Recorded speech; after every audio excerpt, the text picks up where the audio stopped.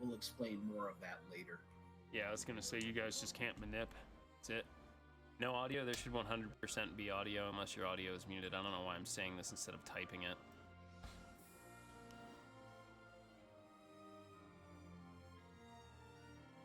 Thanks, Sloa. Oh, there's Sloa, doing a great job. Oh man, 000 is new here. Say hello. Ohio. Wait. I'll do it cool, like chord hiyo. Anyway, hi, I'm Kyos. I'll say the same thing I did last time. I think, yeah, so this is TZA any percent. It's really fun. Professional, super professional. This is TZA any percent, which includes Sight and Grat, aka the meme bow, if you want to make fun of it. But basically what we do is we farm a super weapon early and then just blaze through the game. Alec, if you want to reintroduce yourself. Yeah, I'm Alec K47. I've been involved in Final Fantasy XII speedrunning, whether the vanilla version or this version of the game, pretty much since, like, almost the beginning, the days of running the game.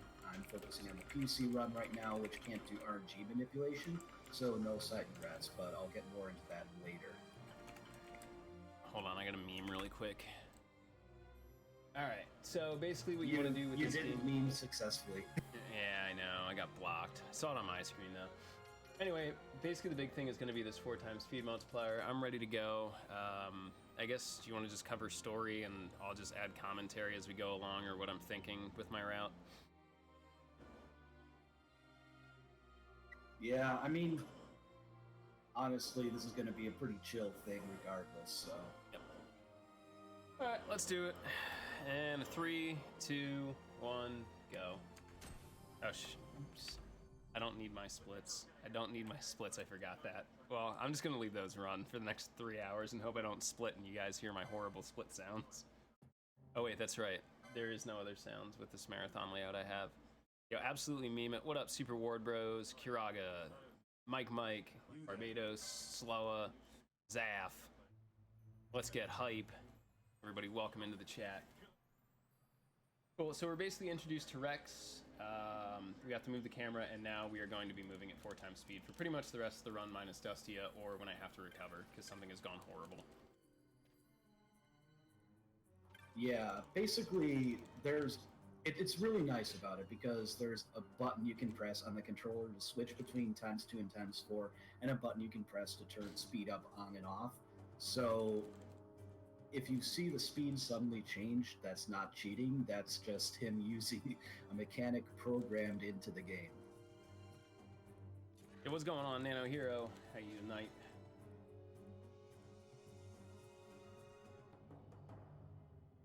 But in this menu here, he's going to do a few important things. Active, fast, and last selection. He's not going to spend as much time on active as he would without speed up, just because of necessity, but the other ones are important. Battle speed means faster charge times on the ATB. It does not, however, mean that animations take longer, so that generally works to your benefit. And last selection just means you can prime a specific action, and the cursor will be on that already. So that's a big part of the speed run and the tech within it. If any of you guys are familiar with Ninnies and BGG, Background Guy 02 have been doing runs of TZA kind of casually. I use a bunch of different strats because at one point was trying to push world record for this. I think Harvey still has it, but Zero is also ahead of me. Both amazing FF12 runners. Blue Harvey and Zero Scar, I'll pop their links in Twitch if you're interested. They're pretty much the top runners of this game.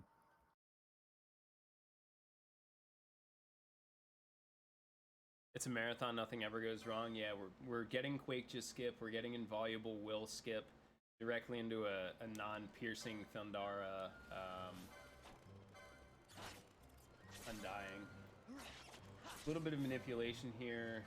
Doesn't really work as well in TZA, but if you manipulate the rats and kill them in that order, the third rat comes all the way over, which saves you a lot of time. Basically right now we're just pushing through the story. We really don't do a lot of grinding. When I say we don't do any, it's literally just 3 Dustia, that's it. You'll see that trick, which is also something that we use in regular. Oops. Although, technically, I'm pretty sure this game doesn't have... I wouldn't call anything this game has as a glitch. It's just mechanics abuse, realistically. Yeah, in this version of the game, I haven't really found any glitches that you would abuse in an any percent run. There is the dead character glitch, but there is absolutely no reason to use it in any percent. Yeah. Well, there's no real reason to use it in TZA anyway because of effects capacity. Against Yasmat, and that's basically it. Or, like...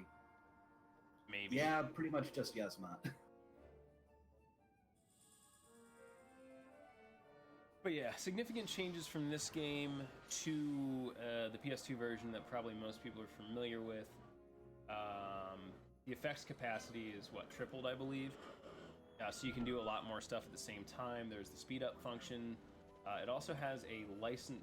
The license board, instead of being one big thing, is actually you get to pick jobs, up to 2 of them, which kind of sets up your characters in a different different ways. We also have this on-screen map, which is super handy. Like, it's super useful, especially when you're running at 4 times speed. And autosaves, so you can be a lot more aggressive with this game. Like right now, I'm going to be extremely aggressive and hope that this wolf doesn't follow me. Perfect. Yeah, I never use the map thing pretty much just because I find it distracting. I only do it if I'm like, wait, where am I in this map? Yeah. And that's basically it. The pace of this game, literally neck-breaking. I'm going to go for it. With 4 HP left. You're an idiot, dude.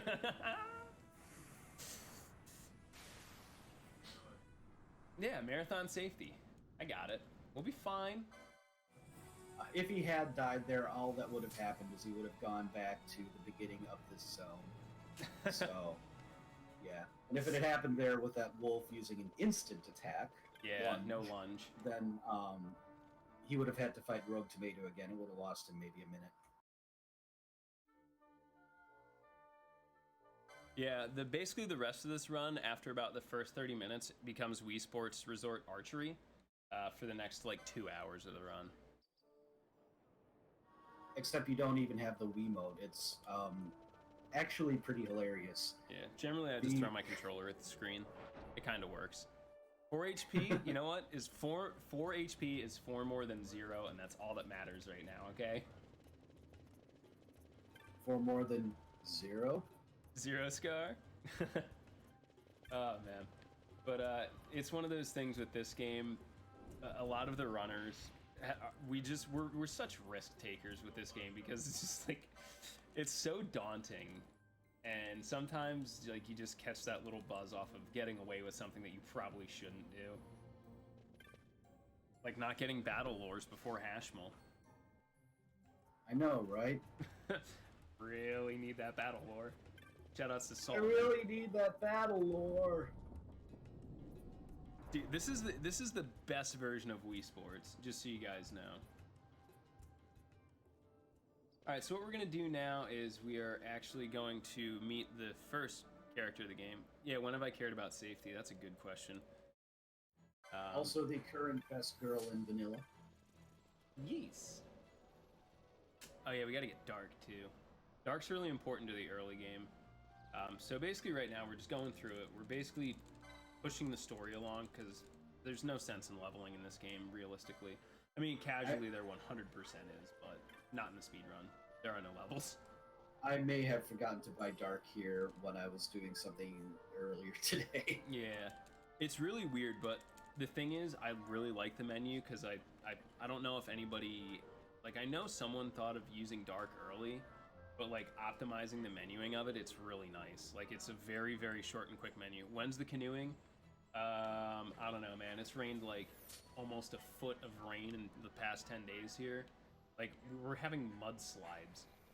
I live in Pennsylvania. We don't have mudslides. unless it's like the summer, and you know, you're at a barbecue or something.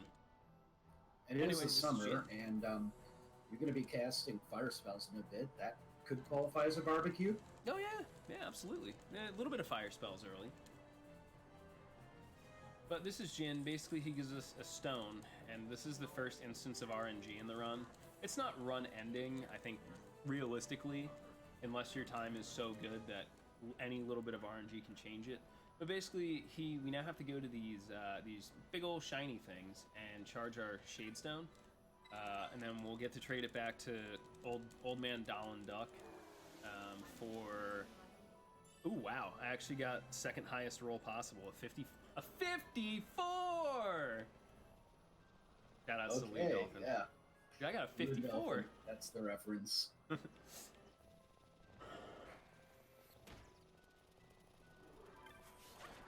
Yeah, it's actually kind of funny.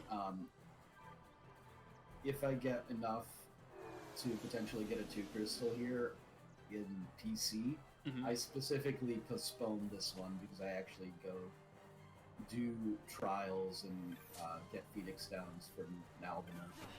Ooh, that's not a bad idea either. Well, it's completely unnecessary in this category, though. Exactly, machine gun. Yo, what's up, Melodia? How's it going? Welcome to the run. Welcome to the beginning of the dank memes. Ugh. Ape Nation. Ape Nation, fam.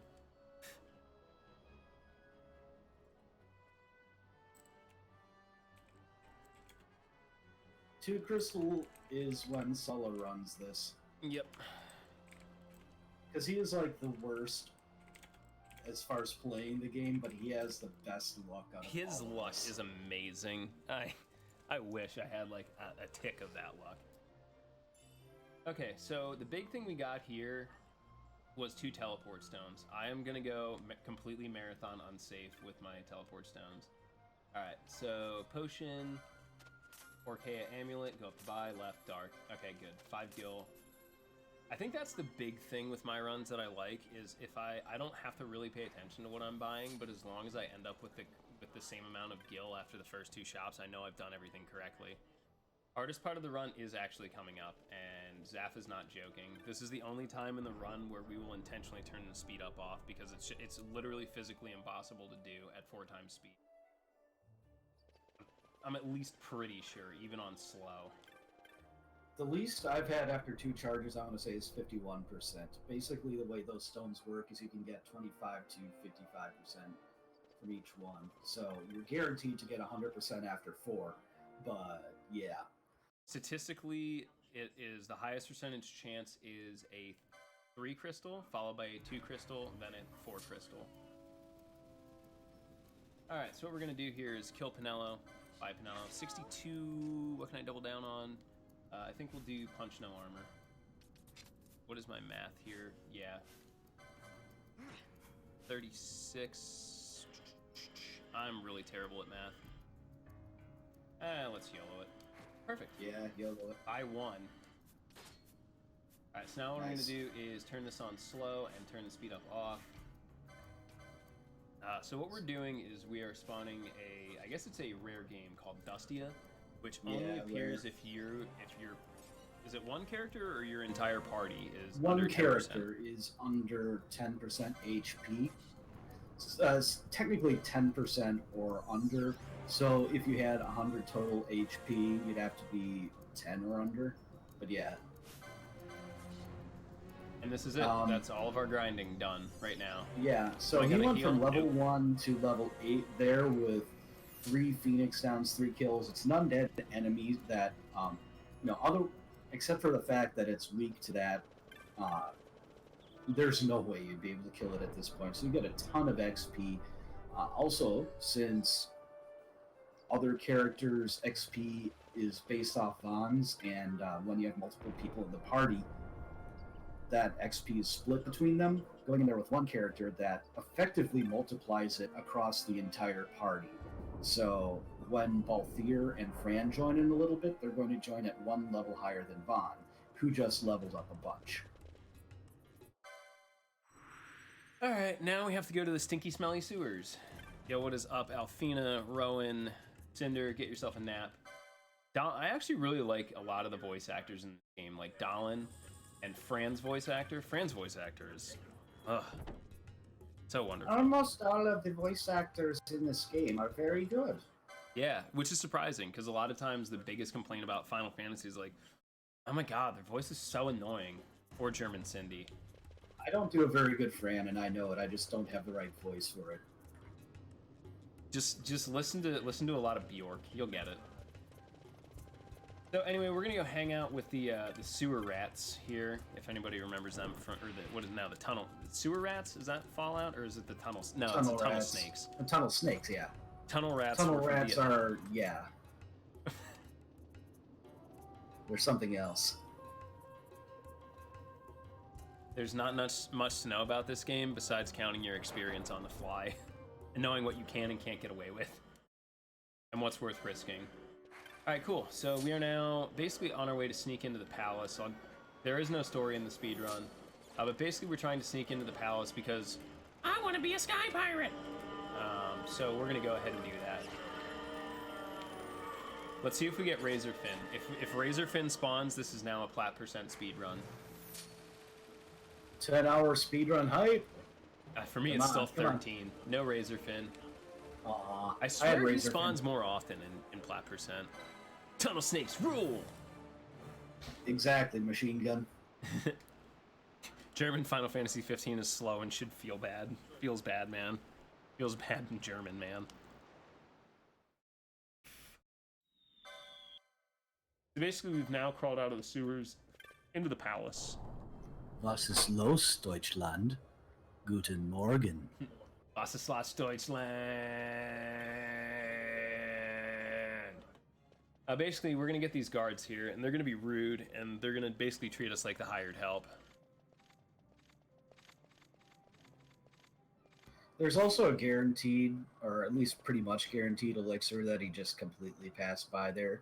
It takes too much time to move. It spawns the Zodiac spear. Here it doesn't. Alright, so this guy's gonna help us sneak in because he just assumes we're hungry. And we got a Hey Buckethead first try. Hey Buckethead! Move very carefully here and sneak past that guy who apparently can't see anything on the side. What up, Xcodes? Wants to be a sky pirate, lives underground. Same thing. It's probably why he wants to be a sky pirate. He just wants what he can't have. Alright, we'll do the creative Ellie Senpai method. If we get 2 more Hey Bucketheads,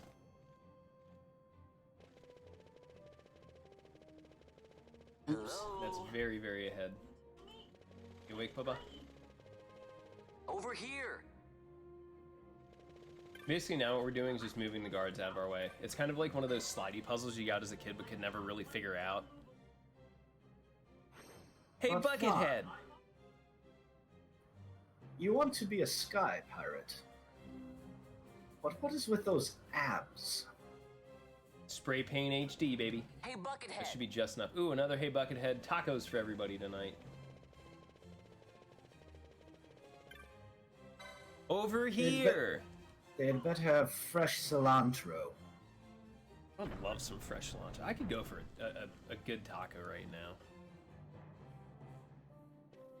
RPG Limit Break 2019, the taco bar expands, adding a pepper bar. Alright, so basically we're now stuck in the treasure, or is this a treasure room? No. Yeah. This is the entrance to the treasure room. And, yeah. Whoops, whoop, whoop, whoop. There we go. Tacos are delicious, man. Tacos are also sandwiches. Prove me wrong. Wayward, why didn't you give me any? I'm a growing young boy. So we have the Goddess's Magicite, which is something mildly irrelevant to the game. We're gonna climb these stairs very quickly. Hi, Sleepy Bear. I got a pepper bar!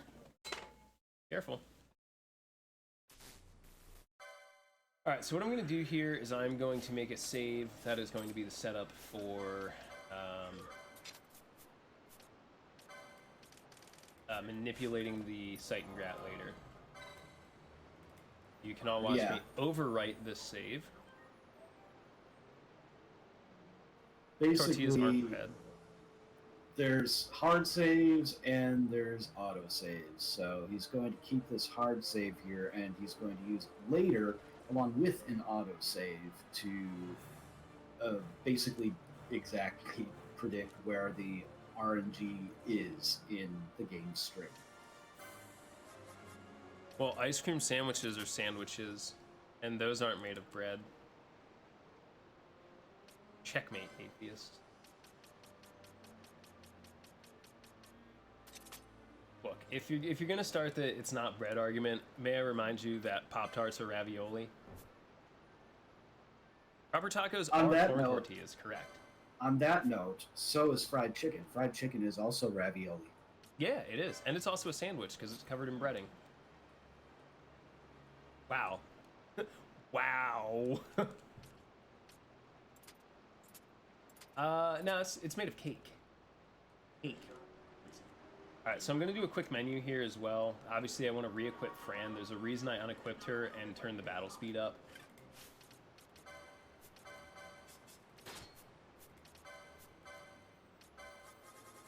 We're basically just setting it so Vaughn makes sure our party doesn't die, because inconvenient to die in this game. Check that. Okay, I'm just gonna kind of do Diamond Armlet at some point. Probably second screen.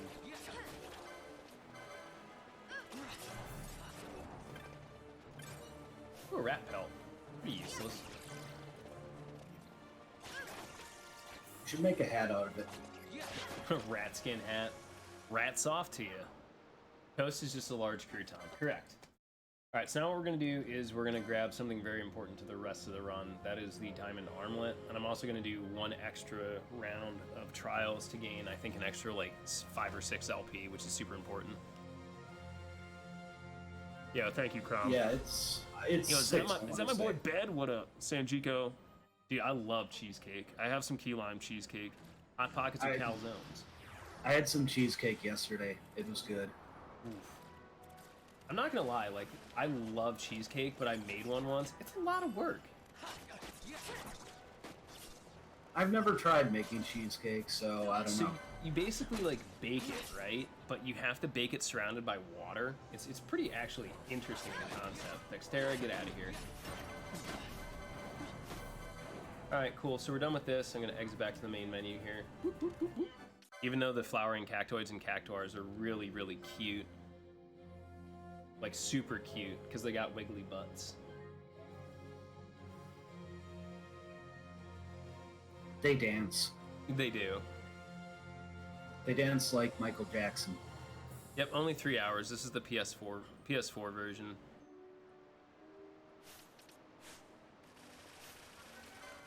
You know what happens if I place myself between 2 slices of bread? It's an idiot sandwich. Shoutouts to Gordon Ramsay. Oh, Smokey's still here. Happy birthday, Smokey. I'm your biggest fan. And I'm gonna kill these toads because they are very nice.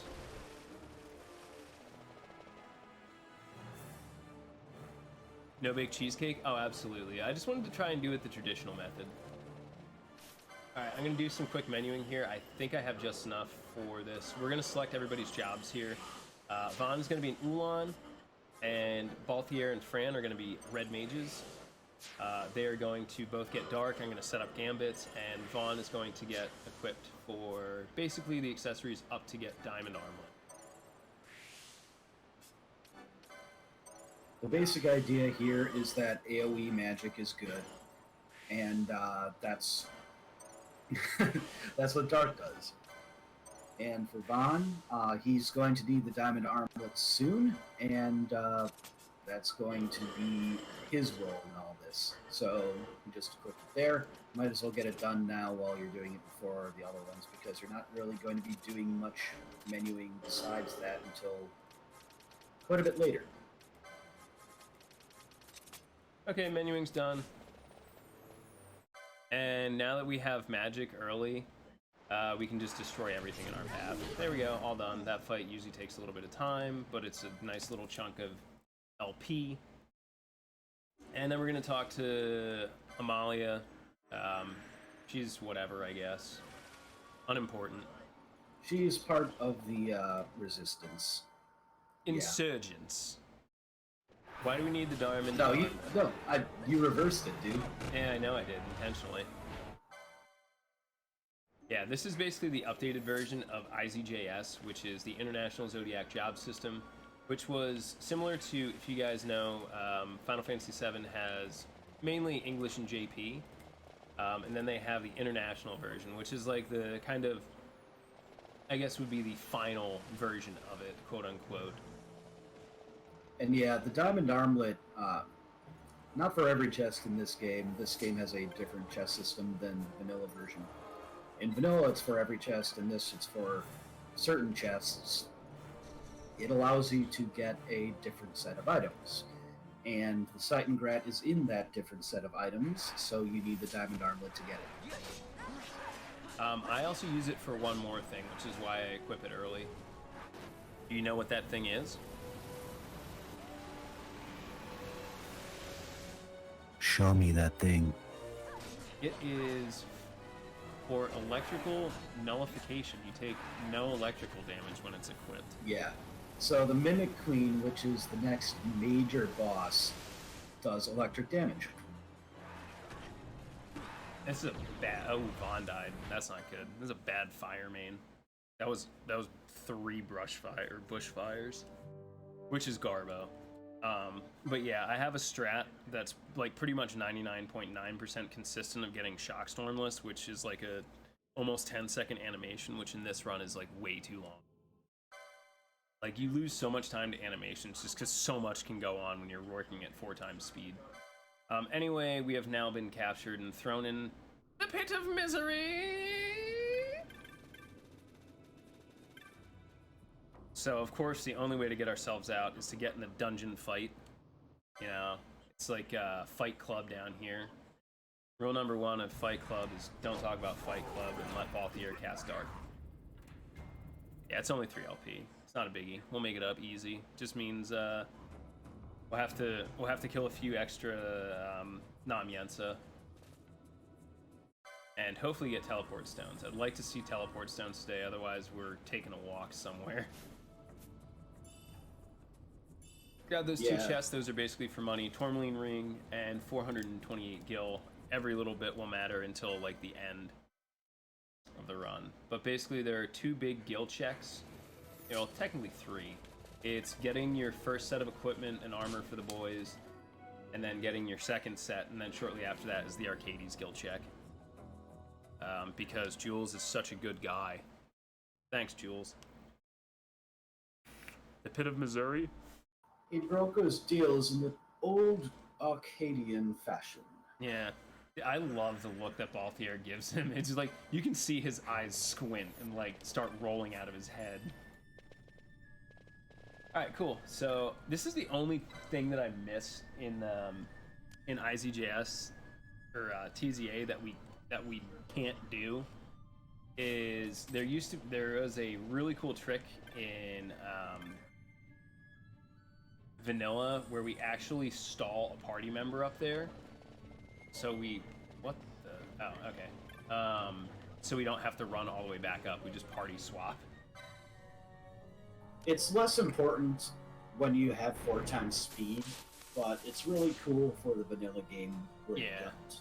It's super cool. It's super handy, and it saves a lot of time. You don't have to run up and down the stairs also at 4 times speed, which is, as you saw, movement in this game is extremely tricky. Everything's very sensitive. I think it saves a good 15 seconds in vanilla. It's actually pretty significant. At least 15 seconds in vanilla. Alright, so we're going to skip another good one. Clock's ticking. Ticking it with a sword helps too. So what I'm going to do is I'm basically just going to grab most of the battery mimic kills here. I'm actually going to go risky and skip this guy. I might go risky and skip the next one too. Yep, I'm doing it. You can't stop me. Basically, the only thing I'm worried about is keeping my charge meter over 50%.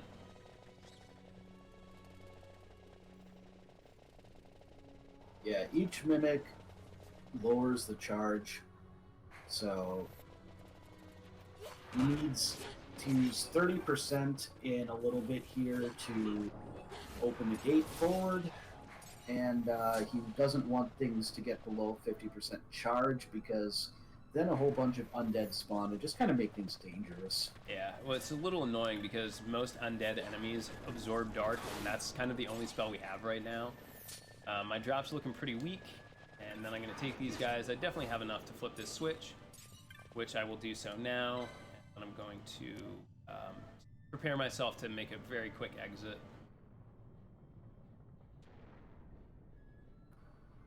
Yeah, so he wants green liquids from the flans, and he wants from the mimics.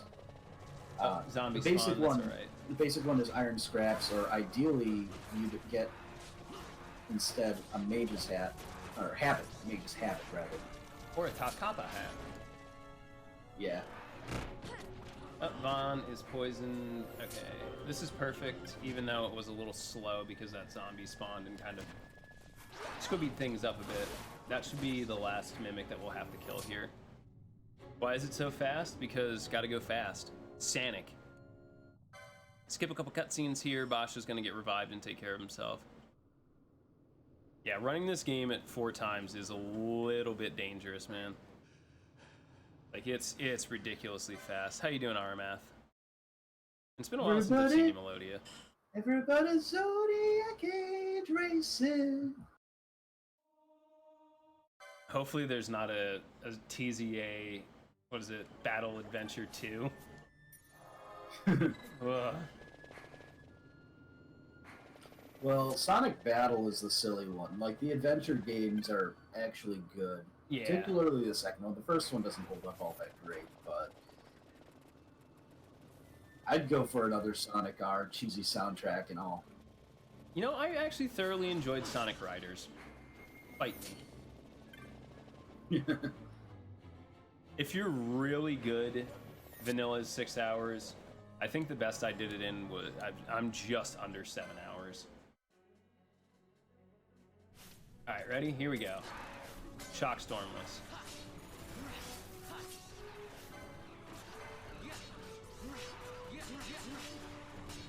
Nope. Fran was short 1 MP because she got a low MP roll. Whatever. We made it out. Dude, Sonic Riders was a great game, Lucius.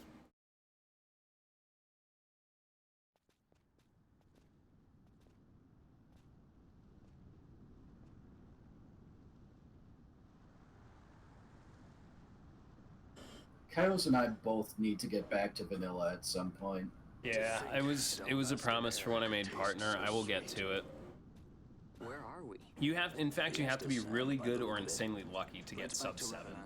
Like, don't sugarcoat it. Like, this run is mean and demanding, and if you make like one mistake during the final boss, like I've done twice in my last 2 PBs, you have the ability to lose 15 to 20 minutes in literally a section that should only take about 16 minutes. Like, it just gets that ugly.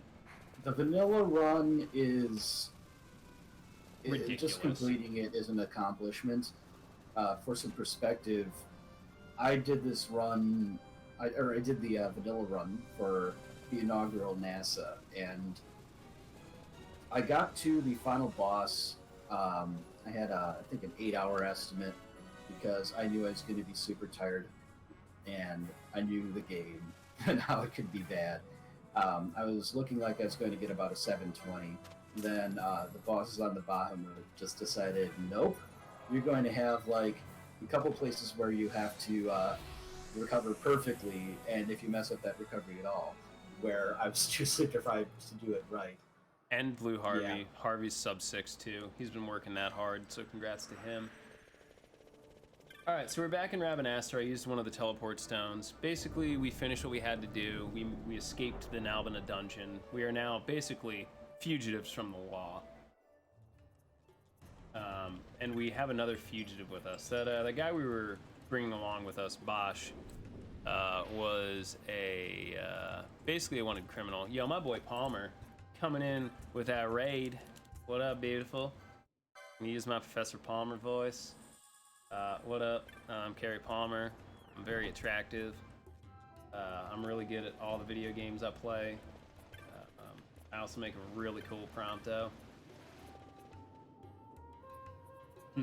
What's up, man? Thanks for swinging along, man. Congrats on your London run last night. But basically, so Bosch is supposedly was executed 2 years ago.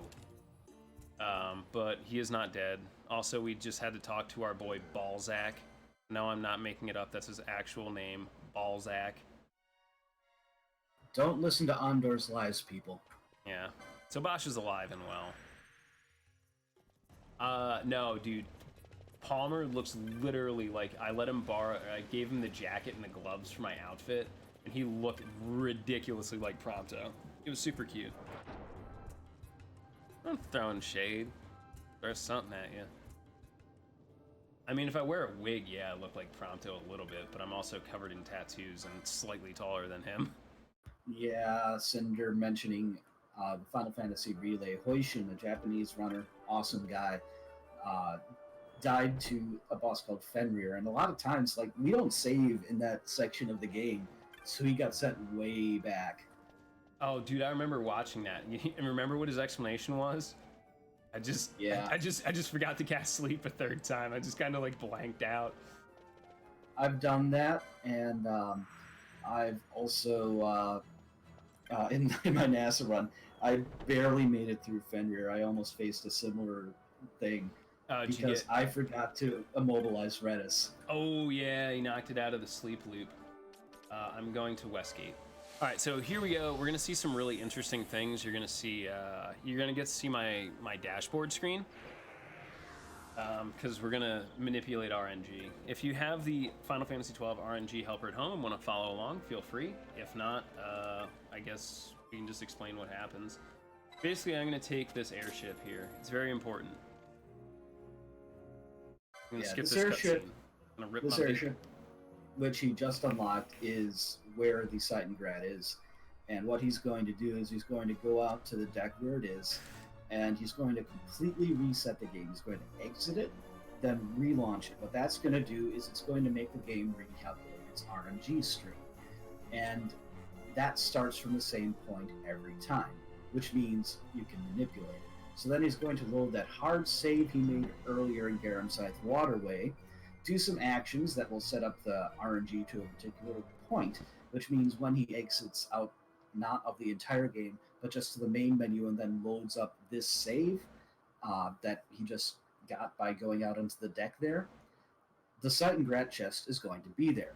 Then he's going to watch the way people move around, basically, and bam, Seitengrat. I did equip the diamond armlet, right? Yeah, because I didn't die to Shockstorm.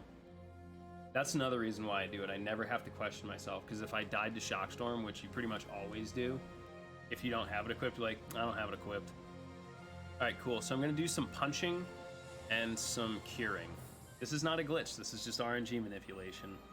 I think pretty much everybody that had a copy of this game when we started like trying to figure out what we were doing was pretty much part of helping test and set up. 5. This should be like a 106, 111, 102. These numbers are familiar. 107, 114, 105. This should be a 114, I think. Yep. And then we should have a 112, a 107, a 114, 110, and then a 112. Hold on, I need to wiggle. I have potentially one of the worst seeds. I'm literally 60 away, but sometimes it decides that it wants to be 59, and then you're completely boned. Yeah, or so 61. 61, you'd be boned. So that's how many RNG values he is away. It varies from one PS4 to another, basically, and so he's using the punches to get himself to within a certain amount, and then the cures advance it by 1 each. He's got to be a little bit safe there, just because. I mean, if I want to push world record, I can do it and save a bunch of time. But you know, on the off chance that I start one seed over, it's done. Like, it's completely done. You have to reset. So yeah, you saw him watching that kid there and his movement. That was how he got the Seitengrat, how he knew where he was, without being able to test where he was using cure values. And so he has one Seitengrat, he's going to get one more, and then it's on with the rest of the run. Easy every time, mates. So I have noticed that the seed value is generated. It has to do something with the hard drive, because if I swap this game onto my other hard drive, my seed value changes. And it's actually closer. I'm only 30. I'm 60, 64, 65 away as opposed to 60, which is a lot more livable.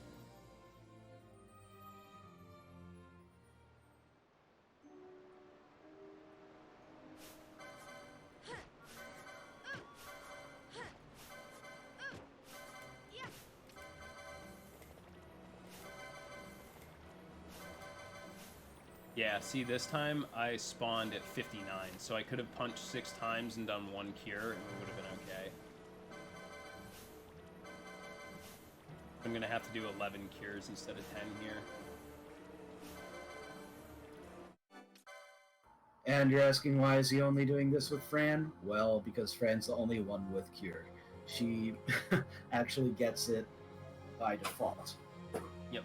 So the way RNG works in this game, a punch counts as 10. So it generates 10 RNG values, I think 4 of which are prescribed to damage, one to block chance, 1 to parry chance, I think 1 to critical chance, and then there's the other 3 are like, I forget what the actual values are. But so we can move 10 spots with a punch, which is very easy, and cure, because it's just a predetermined value, is just 1. It uses one RNG. There are some other really weird ones. The combo is 10 plus N plus X or something like that. So a combo is technically, like, if you punch and get a combo, you end up with, I think it's, if it's a 2-hit combo, it takes up 21. Guns are 8 because they cannot be dodged or blocked. I think that's the other thing. There's 1 in a punch or any physical attack. It's also 1 for dodge chance. What are we linking? I assume it's probably like an explanation of the RNG. No, it's actually a Simpsons thing. Oh. Is it the hat thing? They got a new hat! So what I'm going to do is I'm going to take the private aircraft back to Ravenaster. I'm also going to turn Supernatural back on because, you know, I need something to watch. It's one from an episode I haven't seen. The title is Default, the 2 sweetest words in the English language. Alright, cool. So now we're going to go to Bajerba. I don't remember why. Because plot. So basically, with the Seitengrat, it has ridiculously high damage. It was basically a development tool that was left in the run, or left in the game rather. So the cool thing about it is that it calculates its damage off of strength and speed because it's a bow. And while there aren't many things that give you a lot of boosts to strength, in this game you have the Sash, which gives you plus 20 speed, which is insane damage. And obviously speed, so your ATB is super quick. If you run plat percent, we also manipulate, I think you manipulate it once, but you get things called Herminus boots, which do plus 50 to strength. So by the end of the run, you have like 90, I think Bosch and Vaughn have like right around 97 or 98 speed. Yeah, Penella's been taken away by Begamnon and his fools. Alright, so I'm gonna do something really quick with the menuing here, because I have to swap the party, a couple of quips, gambits, and then I have to do something about Larsa.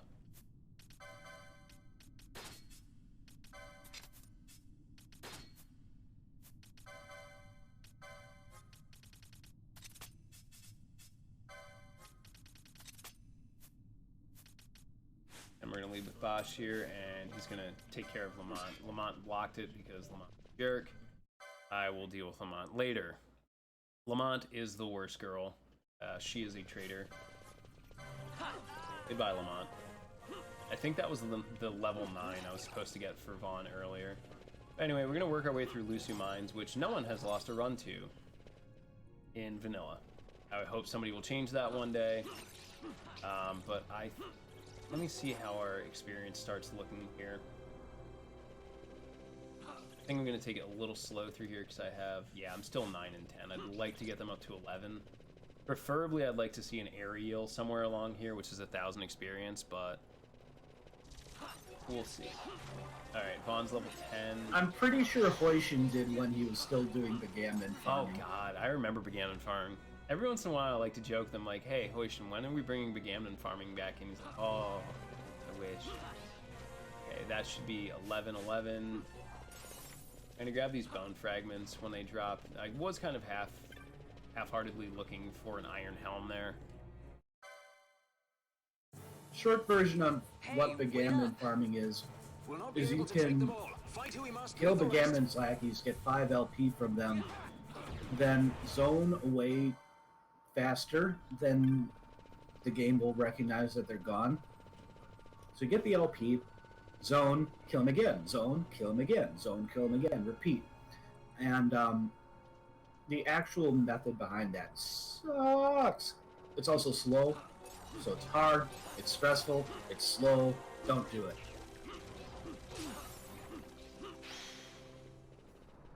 Palmer, we haven't hit Pharos yet. The end of Pharos and Vane Novus, things can get very sketchy very quickly. Even in plat percent where you're rolling through at level 70, things can still go terribly wrong. I'll run it as pretty much like in this game. It's really not too terrible to try and go risky. When is jelly farming? Not in this run. We avoid jellies because they like to cast Confuse and Confuse. You can see how much damage I'm doing to these enemies, 2,000-3,000 damage. Doing it to our own under-equipped party is just asking for a wipe. Cool, so we've made it out of Lusu. Now we get to do the fan favorite cutscene here, which I get to skip, which I don't know why it's skippable. If it's skippable, like, kind of just get left with this weird quest. No jellies. I may accidentally kill 1 or 2, but whatever. They're a backup if I need teleport stones. I remember which direction I'm going. I'm the Von Ronsenberg of Damascus. Actually, I lied. I do turn the speed up off here. It's von Rosenberg of Damascus. I'm the Bosch Wow. von I need to Ronsenberg. tell people again that I am the Bosch von Ronsenberg. Got the triple, I'm Captain so this Bosch. guarantees that we'll get all of them. You're fake. Yeah, PC has to do jellies.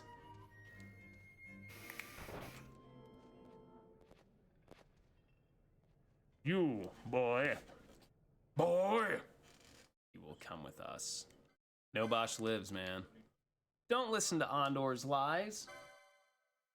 Ironically, I have a cat named Halim Marcus Ondor IV. Also a liar, also a big jerk. Alright, speed up is back on, and we are now going to go talk to the Marquise at his estate. We get called Badra. And basically, we're going to end up on an airship. We're going to be an airship pirate. It's like Vaughn's fascinated with steampunk culture and just can't, like, not talk about it. I want to be a sky pirate, like, every 5 minutes. Like, the poor kid probably has goggles that don't do anything. Also, this is where the entire party comes together, so you can start your ships on the ship. Yeah, boy! We also get to meet another human piece of detritus by the name of Vosler. Though he does help us out initially, he's still a jerk, and we will treat him as such. You'll see this happen a lot with party members. Once I get through this next cutscene, we treat our guest members how you actually want to treat them in the game, but can't for the most part. So what I'm going to do is I'm going to kill Vosler immediately. And when he blocks me, I yell at him because I'm wasting time to stop. So goodbye, Vosler. You're useless. Yeah, when I mentioned a while back that experience is split when you have party members, that includes the guests. So having your guests KO'd means that experience isn't split. Yo, Lyra SRL, thank you very much for the raid. How you doing tonight? How was your stream? I also grabbed something very important. You can probably get away with it if you're really good, but I like to do it just in case as a safety measure. I'm gonna cure blind here because not being blind is very important. But I did grab a reflect emote. Give me about a little bit less than 2 hours, and I'll show you what it does. You know, Casey Gunner, I disagree. I'm not a big fan of Vaughn either, but I mean, Ace, really? Even Cal's better. Bill and Dan especially. Dan's the best. Dan for life. Dan's pretty good. Vazler comes with Wither and Expose, and in Vanilla he comes with Balance. But for Vazler to use Balance, you need to put him into crit HP, which, if the current crit down is still correct, it's, what is it? A fire from Vaughn, attack from Bosch, okay, so and the fire from... setup is Vaughn should have a flame staff. Correct. So it's a fire from him, a fire from Balthier, and then an attack from Bosch. An attack from Bosch, and then another fire from Vaughn. We'll put him right in it. Yep. Unless you get really bad rolls. By the way, we saved Princess Ash. Shoutouts to Zero Scar. How long have I been running the game? I haven't run it for a very long time until earlier this week. I'm still sitting in third place with a 239.27, which is pretty respectable.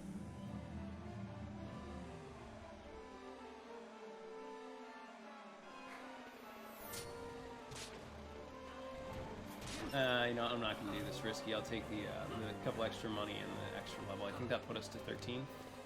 It did. Cool, but we out of here. Yeah, Aya Brea is the best Final Fantasy protagonist.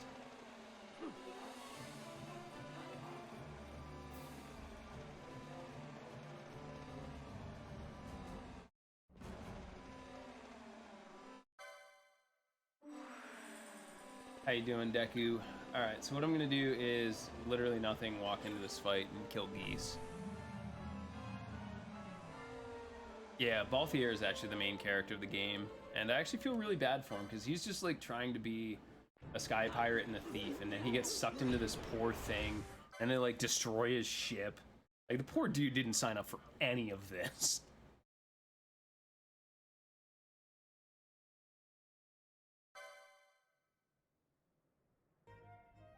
Alright, so we're back in Bajerba, and basically we just gotta go talk to Marquis Andor and be like, hey, this is a thing that happened.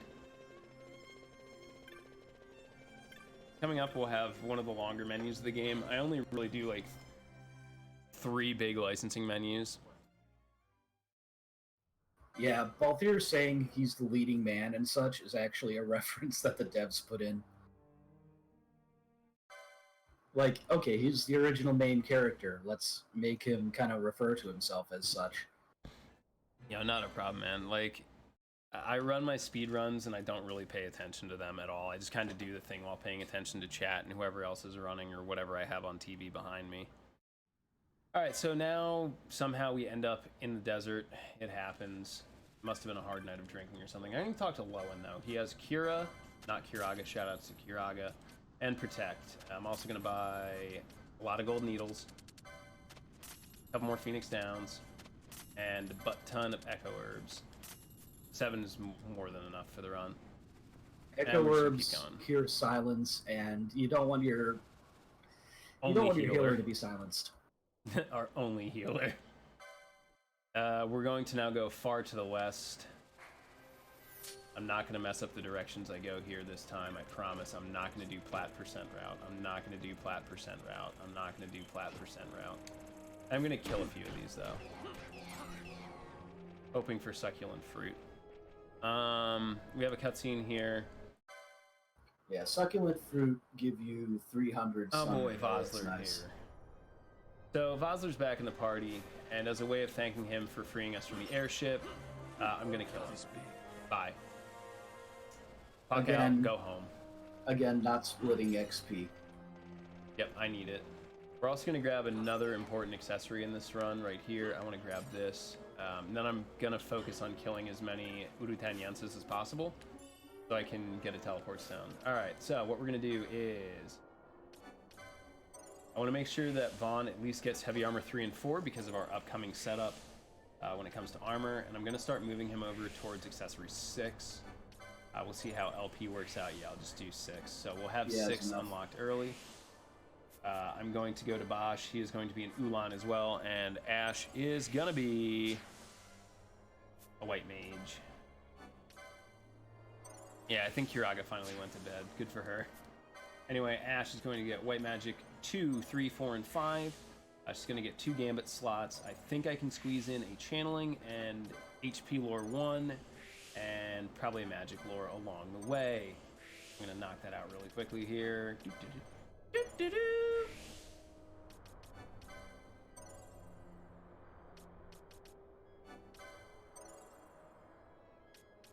Yeah, important. The speed up is an actual in-game feature. The international Zodiac job system, which was on PS2, also had a speed up function, but it was quote-unquote 2 times. Really, that was as much of the 2 times that the PS2 could handle. Yeah, it ends up being closer to like 56 FPS or something like that, I think, but it's pretty much 2 times speed. It's pretty significant. This has both 2 and 4 times options, so obviously, being speedrunners, we use the 4 times option.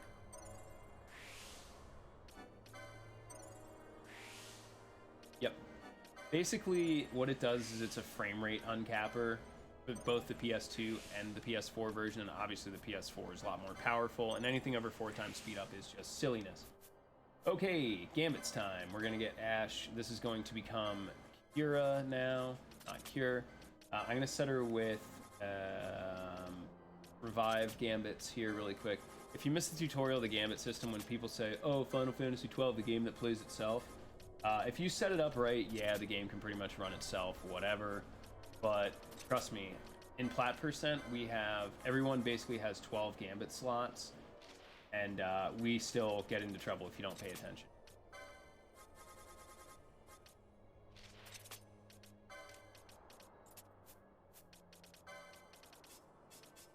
Okay, time for some Urutanienses.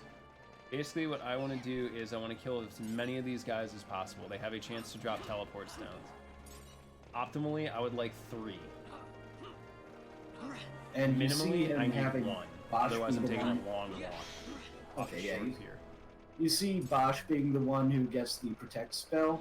That's because he's the one in the lead. He's going to draw the most aggro just by getting into enemy attack ranges first, so that reduces the damage done to him. Yeah, Bosch also has the best kind of base stats for tankiness, so we just kind of run with him. Yeah, he has the most HP out of any character in the game, barring random rolls on level ups, and that's pretty much what matters for that. Yep. Does he have higher defense too, like ever so slightly? I do not believe so. Okay. His vitality is actually the worst in the game, but that's for status effects. Yep. I'm praying for teleport stones. I'm literally down to my last handful of enemies. Otherwise, I'm going to have to walk from Henna to Jahara. Literally just need 1. Oh, 4 Earth Stones. Thank you, Square Enix. Yeah, so the drop system is in large part based around chaining. The higher chaining level you get, the more chances you get of getting, or the higher chance rather you get of getting more rare items, and you can also get multiple items once you kill a certain numbers of enemies. He's hoping for teleport stones, which I believe are the rare drop from specifically the Urutaniense with the swords. I looked this up a while ago. I believe. Hey, I got 1. That's all I need. I think I want to say also the ones that punch you. Oh, I got Unrelenting too. Yo, my boy Tradition, K Pasa Miho. Also, Carrie Palmer, you're so handsome. We get a shout out for our boy Professor Palmer. What a cool dude, man. There's also an embroidered tippet in the zone north that he just passed up. That doubles your XP, but it's a little ways out of the way, and he doesn't really need the extra 8 XP that much. All right, so we got 1 teleport stone, which means I got to go talk to Dice. It is not optimal, but we didn't, whatever. But yeah, basically I had to farm 50 of those to get the teleport stone that I needed, which is absolutely terrible. I think I'm actually ahead of my PB, which might be unheard of. I'm generally never ahead of my PB because I haven't run this in so long, but who knows, maybe I'm jazzed up. I have my mods trained well, what can I say? Alright, welcome to the Demon Wall party. There's Fran being sassy as ever. Basically, I'm hoping that either Vosler or Ash gets pinged here with... It'll either be Sleep or Telega. Ash got slept, this is perfect. Basically, nothing bad is gonna happen. I just don't want to lose any of my damage dealers because it makes the battle obviously twice as long because I'm doing half the damage. Quick maths! So yeah, super weapons, they destroy that demon wall. It's very much possible to kill it without boost sight and grats, more conventional strats, but it requires a little bit more creativity. The wall comes quick. Together we can bring it down. And that was pretty easy. That's Demon Wall 2. So Demon Wall 1, I believe, I'm probably going to do this wrong, is 30 LP, which is amazing. 27. 27, yeah, it's pretty much 30. 27 LP is huge, especially because Bosch is hopefully wearing the golden amulet. I don't remember equipping it, so this might be a bit of a bungle. I bet I didn't equip it. I think you equipped it. I definitely didn't, so whatever. Basically, it's not going to be... You did. To be honest, I killed about double the amount of Urutan Yensa that I normally do, so it's not a big deal. I'll just kill a couple of things along the way and just bleed a little bit of time. Anyway, we're now in the Tomb of Wraithwall. It is far to the west. Left. So basically, I'll just kill a couple extra things, and it really shouldn't make a huge difference, to be honest. It'll basically just be like, oh, Bosch died to Garuda or something weird. But we are now tasked with getting the Sword of the Kings. Is it Sword of the Kings this one? Yeah, Sword of the Kings. And it'll also introduce us to the Espers, which are basically like the summons. Yeah, we'll be fine. Our LP is gonna be fine. What up, Ev? No, this is Patrick! We're gonna also grab this spell. That's one thing that I don't think is really super common, if even a thing in the regular version of the game, is we can get spells from chests here, which is definitely not something. I'm also gonna get rid of Vosler here really quick. He doesn't belong here. The Dawn Shard. The Sondard. Londart. But yeah, like I said, I'm gonna take a little bit of extra time just to pad my LP. Generally, I'm gonna have enough to do everything that I need to do, but I'm probably just for safety's sake gonna grab an extra battle lore or two at the end of the game, so hopefully we don't get spiked by Undying, because that is a terrible recovery to try and do.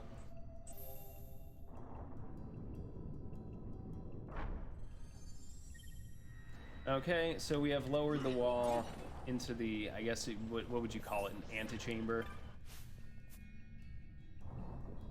Big friggin' time loss, though. Oh, well. Oh, well. We're gonna get introduced to our boy Belias.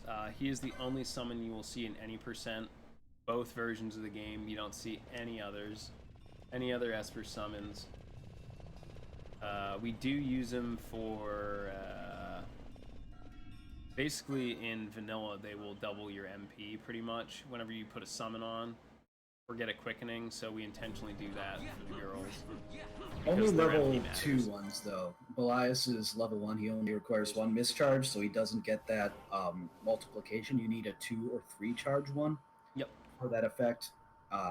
The first one you get access to is actually Mateus. fairly late in the game. It's Shenzai. And Mateus is a single charge? nope, Mateus is one. Wow, today I learned. Yeah. The ones that are 2 charges that you get are Shem and Hashmal. And then you get Famfrit, which is 3 charges, and that used to be how we got some, or still is. I don't even remember. I don't think we licensed. I know we licensed Shemazai, but I don't. Yeah, I think that's just really Shem. about it. Like, we used to get Famfrit way back. Yeah, that's so much extra LP. I know. But yeah, in this version of the game, your extra LP, or I mean MP rather, comes from classes and also from the equipment you're wearing. So all magic type equipment, armor and hats will give you more MP, as will being a class that focuses on magic, like white mage or red mage or black mage. And now we get to see why we don't like Vosler. Vosler has a penchant for potentially killing runs due to Ash's LP, but that's kind of changed since Wall Hall became a thing. Vosler has a thing for maybe comboing on Ash and killing her and shorting her out of a bunch of LP, which is a jerk move. So doing Demon Wall 1 and going to Wall Hall is generally safer now, and I think pretty much everybody does it. Yeah, Wall Hall is kill the first Demon Wall, then go to the Clan Hall to get the rewards there, one of which, from killing the first Demon Wall, is Electrum, and that sells for like 3,500 gil. Yeah, it basically fixes any bad Dustia, so it makes any run pretty much, unless your Dustia gil is god-awful, pretty much every run now has Traveler for Tiamat. Even though I do love Travelerless Tiamat, it's always a nail-biter. I don't love it. Alright, I have to cast Berserk on Balthier. Balthier, please stop. Please, Balthier, please. Alright, Bosch, fine, you get it now. Alright, so basically we don't have to go to the Clan Hall, which is one of my big time saves, but I'm accidentally going to go to the Sand Sea here, because welcome to the PS4, where it doubles some inputs and drops others. It isn't really sure what it wants to do. Anyway, I'm going to go to the South Gate. We have to go through Giza again. We got to make our way out to Jahara through the Osman Plains. Yeah, non-wired controllers. Garbage. So we're going to talk to Gertie. I also think that Final Fantasy XII may have the cutest Moogles. Potentially. Like, our mechanic on the airship is a Moogle. There's no way this Moogle is doing any type of repair work. I accidentally used a charge there. I didn't want to, but whatever. Also, welcome to Chocobos at 4 times speed plus speed up. It is not great. It's like trying to drive a washing machine. Is it possible? Yeah, I guess. Do you have really any sense of control over what you're doing? No, not really. It's kind of just vaguely point in the direction you kind of want to go and hope you end up there. Everybody's super chocobo racing. Go So and you think pick you can ride those this bugs chocobo? out of your teeth.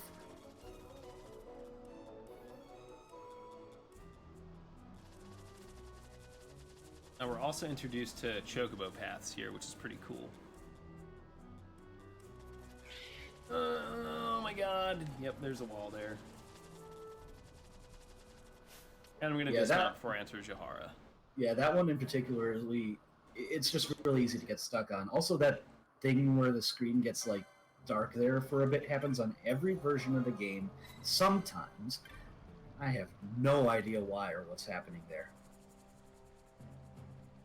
I guess this is no longer a glitchless run, but I don't know what that is. It doesn't affect the gameplay at all. It just looks weird. Yeah, I'm not sure what it is. Also, we touched the save crystal there. Very important. Do not be a Solomon. I did get one crystal, or I did get one extra teleport stone, so I don't have to do the Solomon Walk of Shame. I've had to do it. I think Solomon's had to do it. Yeah, what up, Lexi? Basically, the Walk of Shame is where you forget to touch the teleport crystal at Mount Baromasace and don't realize it until you finish Still Shrine, and you have to waste 5 minutes of your run running back to MBO. Alright, so we're going to do some quick sells here. Basically, I'm just liquidating my entire inventory. That's one thing I need to do. Crap, that's a time loss. I forgot to unequip that because I desperately need that 6,000 gil. It served its purpose, but it's gone now. Then I'm going to sell everything but the teleport stones here. The Book of Orgain, getting any drops from those 3 Dustia is super lucky. And I will use that extra 1,000 gil to good use. I'm going to buy 2 winged helms here. What they do is obviously increase our magic resist, but they also give us +2 speed, which is pretty big early on.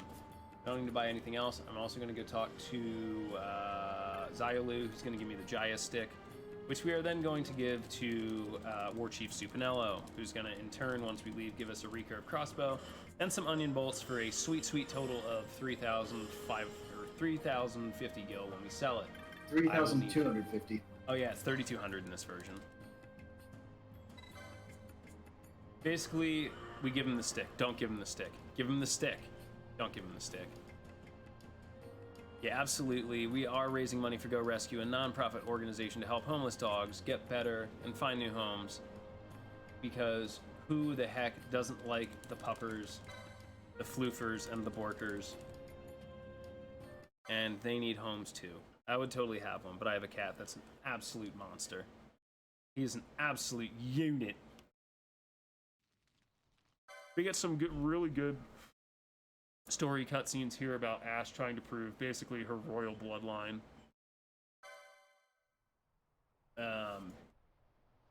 But after this, oh, Larsa's joined the party as a guest. Fabulous. We've never met Larsa before. Larsa is a really good girl in this section of the game because she heals us with potions. She's like basically an infinite potion machine.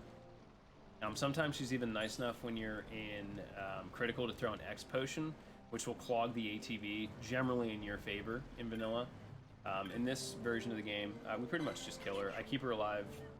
I've been keeping her alive just to make safe for, you know, in case we get like that instant confuse cast in Jelly Room. I would also like to pet the dogs, please. Please allow me to pet your dog.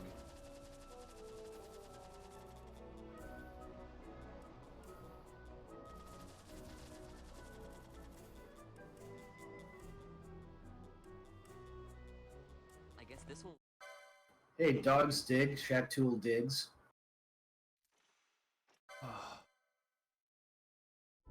I'm hungry.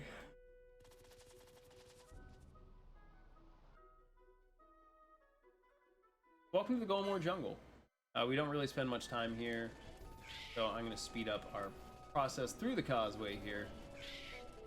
It's got a cool theme, though. It definitely does when you're not on the Chocobo. I'm going to dismount ahead of this because it saves time.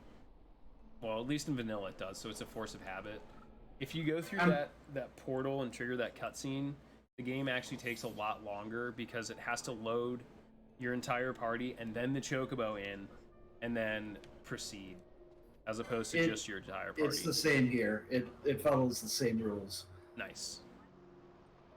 So basically we're in Jahara. This is the home of the Vieira. They're a very, very interesting race of people with very, very large tracts of land. I know, Barlinson, I'm always hungry. Hey, can we get an HGH command in chat really quick?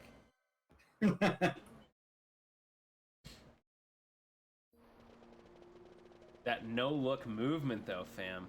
Easy breezy, beautiful cover girl. Not getting haste? I thought you wanted to go fast. Yeah, we have to get it in plat percent, and I don't really put it to use, though, until we get Haska. So basically, we're through here. We're going to talk to these really, really cute Moogles, specifically Tetran. Because Tetran has things I need. He's got shielded armor. Can I do it without shielded armor? Yes, but it's usually an accident.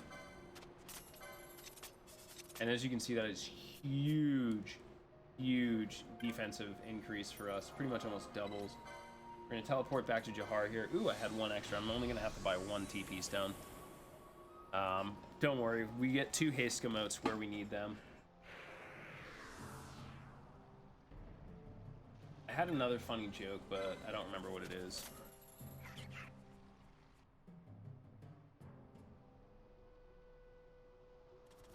But we're now gonna go to the Henna Mines. We have to get we have to get Lente's tier or whatever. Yeah. Which is being housed by a guardian, basically. He's a big old jerk. If you remember when we crossed through, there were actually Imperial soldiers standing in front of the, in front of the Hennatai mines. But they're now mysteriously, dead.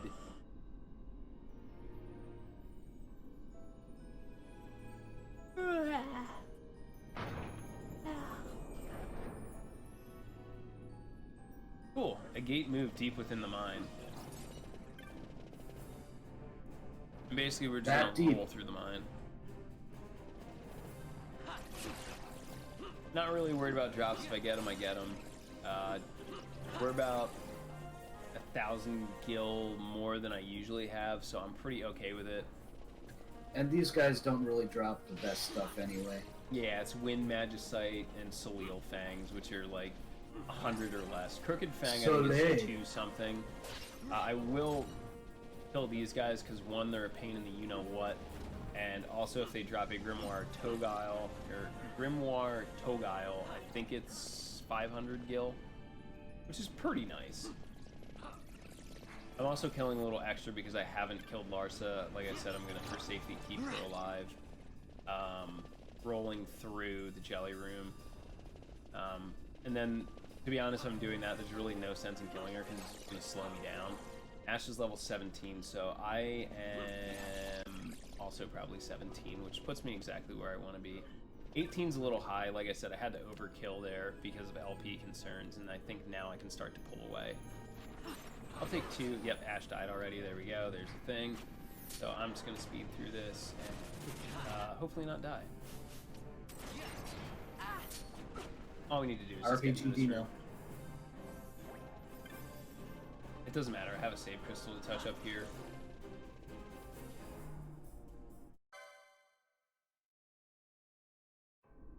I just turned 28 like yesterday. I'm so freaking old. I'm gonna do another quick thing here. Vaughn is going to get the Dawn Shard. Kios, I think you need to get off my lawn. Yeah, dude, I'm so old anymore. I do not wish I was 17. Oh my god. Please. Please, no. And Larsa died. Actually, that's... Ash died too. Whatever, that's okay. The 2 important boys got their LP. Now we have Lente's tier. Rip. Ash tends to die a lot. Yeah, Breath usually ends up wiping her. I was surprised that Larsa took it, because sometimes, I swear Breath misses Larsa like 30% of the time. Alright, yeah, so he does have a decent block rate. Yep.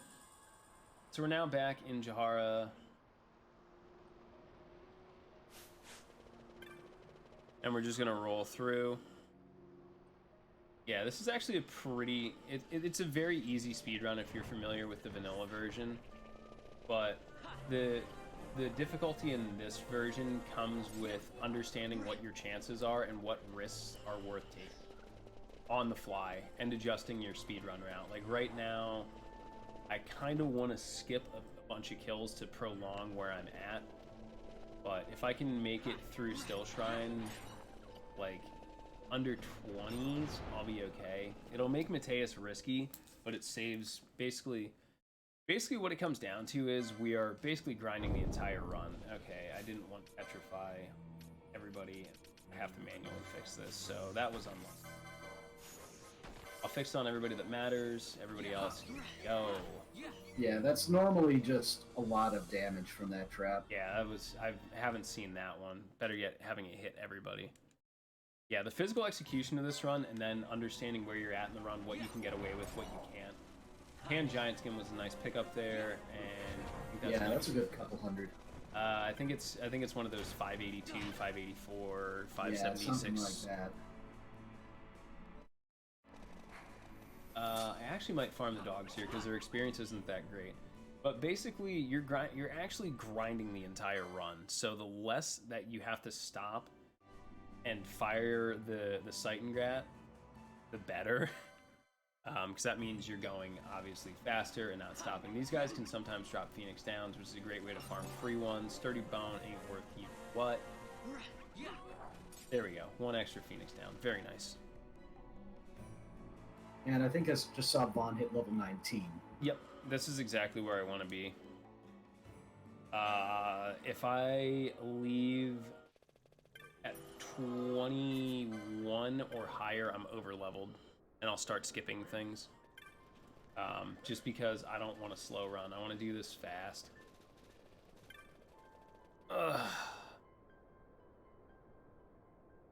So basically, we are now in Mount Buramasak, Omasake.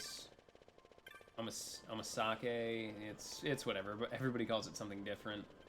We're gonna go talk to the Grand Kiltius that literally looks like a very, very wrinkly peanut. But he's an okay guy, I guess. He talks to us in our dreams. He's basically like Yoda. He's like a really tall, not green Yoda. We also we're introduced to Al Cid this early as well, who is absolutely fabulous. He is dashing. He's debonair. And he has the best sunglasses. Oh, he does. He's like a less cocky version of Gaston. He of course makes a point of taking said sunglasses off in a rakish manner. Rakish. It's not a tumor. Anybody like a peanut? Shoutouts to Princess Brides, one of the best movies ever created. I know Palmer can dap me on that one. It's his second favorite movie, just behind The Notebook. Anyway, we're gonna leave. Basically, they said, hey, you have to go to the Still Shrine of Miriam. Ironically, there's no one named Miriam in that area, but okay. I guess it's just a name. I'm gonna double check that I touched that crystal so I don't Solomon this. And I'm gonna talk to this Gertie, and we're gonna take a chocobo. So you think you can ride this chocobo? The best chocobo theme, obviously.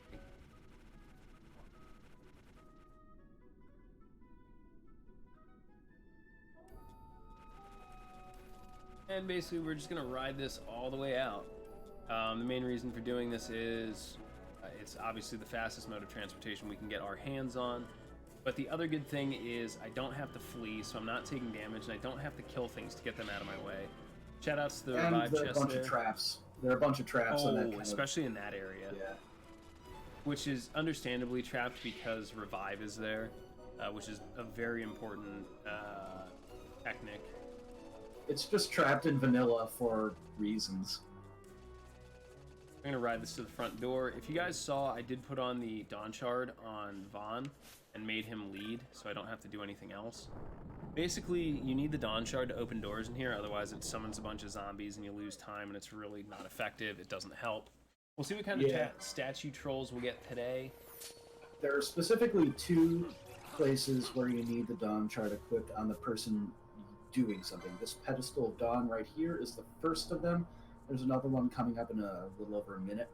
And then for statue trolls, after he hits that second one and then examines the big sword that statue is holding, he's going to have to turn 3 statues to face it.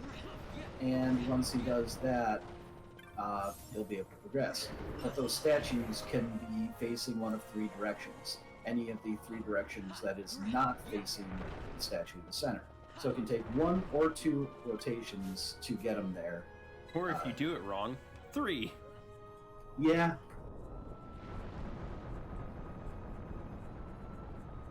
Yo, my boy Tradition, shoutouts to one of my homies with excellent music taste, been blowing up my music Discord. Thank you for donating, man. The doggos will love you. You get yourself a pat on the head. Give yourself a Kelly pat. What incentives need to be filled? As I'm trying to meme in chat at 4 times speed. What am I doing? Let me check. That is for Traditionology. Please enjoy your head pat. You deserve it. I got you, fam. Yeah, go ahead, Tradition. Alright, very important there that I killed that horse. One reason is because Nagelmore won't spawn if we don't kill it. And 2, it has the ability to really wreck your party. because it does damage very quick, and it has an ability called Snake Lash, which is just hateful. Alright, so we've now unlocked that. Yeah, my boy Tradition up late. I normally would have gone to bed about 2 hours ago, but yeah. Oh, how did your PC run go? I found out that there's some significant gaps in my notes, but I knocked some rust off of the early game, and I've been focusing on the late game, so I should be able to have a completed run of the PC route within the next couple days. Nice, knocking rust feels good, man. Refining it. Like, I'm not gonna lie, the first time I did this, I was like, oh, dude, I'm still sub 3, that's good. And I was like, but I'm not sub 250. This is bad. Alright, so here are our statues. Looks like we're not gonna get trolled on the first one here. We're gonna go, technically not optimal, but we're gonna go counterclockwise and put it out. Sometimes I think the zombies have the ability to drop teleport stones, but it's like the super rare drop, I want to say. Or no, oilings drop teleport stones. Don't mess with oilings. So we're gonna avoid that big old nasty trap in the center and just keep working our way through here. We have a total of 3 statues to turn. How many characters have to be named Sloa? I think you should name them Ligma, Sugma, and I don't know, Orc. This one's gonna go clockwise. Yeah, this one is technically the best choice. Although Kyo messing it up there and changing the option in the second one. I had to think about which direction the clock moves, alright? Don't give me no poppycock. I do love the setup. Poppycock, sure, but I'll give you poppy clock. Ooh, can't read one of those, fam. Alright, so I love Still Shrine. Doing Still Shrine to Bergen correctly in vanilla is one of the most amazing feelings once you finally understand how it works and your step count isn't, you know, trash. Anyway, this is Venuskar, and that's Venuskar. Also the immobilized tricking, super cool. I'm gonna grab this chest, which is the Sage's Ring. It is very useful in the plat percent run because it absorbs holy damage, which makes Ultima a lot safer. And then this is also clockwise. I know how to read a clock. But for us, it's 80%. It's sold 10,500. Yep, 10,500. And that is big money, man. Yep. Big money. Yeah, the thing with Venuskar is like it's got this gimmick where it slows you down if you're wearing metal equipment, which we are, but it might doesn't be wearing metal armor. But the Seitengrats have incredibly fast charge time and are not metal themselves, I don't believe. So it's just like pop anyway, and as long as you don't get crowned, that's what matters. Crown carries a chance of causing confusion, and like I said earlier, confusion with pretty much a one-hit kill weapon is pretty dangerous. It's not something you want turned on your party, because you will literally, like at 4 times speed, if one of your party members gets confused, it can wipe your entire party in about 1.5 seconds. If it targets all 3, like your 2 party members and then yourself. Target for a crown is just 1 person. Yeah, but if you're confused, it gets dangerous. All right, so I'm going to change Ash's magic here in order to keep our HP as high as possible. This next boss can go slightly wrong, and you'll know when it does. Yeah, Crown is a 50-50 shot. He'll face much worse in a couple bosses from now. But that boss, you know, has its own way of going okay. Hopefully. Oh no, Ash is dead. This is not good. Okay, but we got lucky anyway. The only thing you can do there is you hope that if Ash dies, you want her to die early there, so you can menu in a Phoenix Down. Menuing in the Phoenix Down gets her alive and gives her a chance to cure everybody before Flash Freeze goes off. Flash Freeze is basically like a really powerful AoE, probably like a decent Blizzara or maybe a Blizzaga, I'd say, because it does about 7 to anywhere from like high 5 to low 700 damage. Sometimes it wipes you, sometimes it doesn't. It's But actually just one target, but yeah, it's a single target ice magic spell that's really powerful. is it single? Oh Yeah. yeah, you're right. It's single target. It'll be really bad for vanilla if it were AoE. Oh my god. Please no. Anyway, we're out of here. I'm now just gonna flee from everything. It doesn't matter, we don't have a healer. This is literally just me trying to save about 2 seconds exiting. And literally, these little 2 seconds of saving things from not killing adds up to a great bit of time through the remainder of this run. The run is already halfway over, more than halfway over.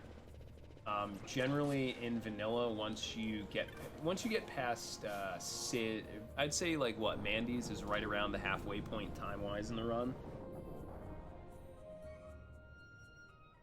But definitely through, if you're counting against story, you're more than halfway through by Mandy's. Anyway, back to Mount Buramasace it goes. As we saw, there was a warship that flew overhead. Yeah, this is pretty much where I would say the first half of the plot ends. Yeah, pretty much. And like this is the finish of your first step route in vanilla too. Like step count locking is Bergen, and he is an absolute unit.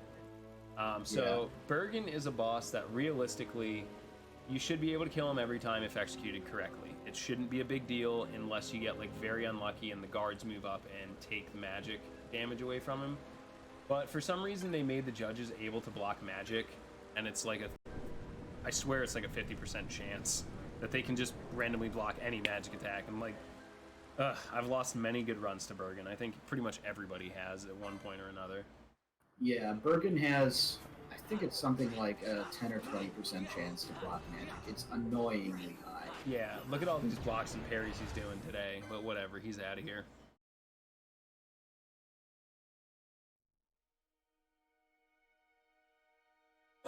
Alright, so the Grand Kiltius is dead, which is not good, because like he's a really, really good guy. But we gotta get going. Basically, the next place we need to go is Arcades, which is, you know, the Imperial City, I guess. We gotta kind of figure out what to do with all this nethicite. So instead of doing that, what we're gonna do is we're actually gonna teleport back to Nalbina, where we first stopped after escaping the oh my. Zap's gonna make fun of me because I won't remember. Barheim Passage. But yeah, there are a few bosses in vanilla and a couple bosses, not as many in PC, that use a technique called Traveler. Traveler deals damage based on your step count. Every 1,000 steps it rolls over, and if you use it, you set it to the next 1,000 steps. So if you use it at 50 steps, then the next 950 steps, or 990 steps, you'll have increasing amounts of damage and damage multipliers. And then for the last 10 steps, which would be basically 1,040 through 1,049, you have that number times 9. So you deal almost 10,000 damage. And it's an AoE. So using it against Bergen gives you a lot of extra damage, means you don't have to crit the casters, which you're using spell casting, then critting them. Yeah, it's a very tiny AoE, but when it goes off correctly for Mandy's, it feels so good. Yeah. And so for Mandy's, it's you try to get all 5 in one Traveler. Ideally, that doesn't happen all that often, but it does happen. And we call that a 5-hit. It's great when it happens. It's such a time save. We use it against Sid 1 because of the Rooks. Like, it's used a lot. And like Kios was saying earlier, it's used against Tiamat to deal the last bit of its HP really quickly, because it gets a big defense boost when it hits critical. I also still use it for extra damage on Mateus, just for safety, because it's basically like 3 or 4 spells worth of damage generally. And we also use it for damage rolls on Gabranth 2, and I think Gabranth 1. There are other places you can just kind of drop it because it also helps stall the ATB a little bit and keep. Yeah, you cast it on Fenrir just because when you have it set to go after the casters on Gabranth 1, just in case they don't finish them off. If they do, then you're good. If they don't, then you're still good. You just use it actually on Gabranth 2, and you can also use it on I believe Vane Novus if things go a little bit weird. I mean, you can get away with it again for ATB clogging if you really want to on the last round of cast, or if it might be a little bit short.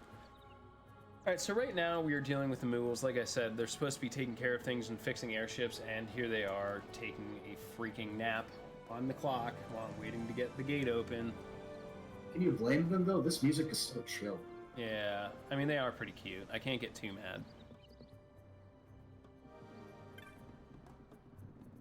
I'm wondering if chat has fallen asleep. This is generally the dead time for my chat anyway. I am slightly over leveled, but that does mean I can basically run through all of I can try and run through some of Sochin. I can skip a lot of things in the Fawn Coast as well, and a couple of other places.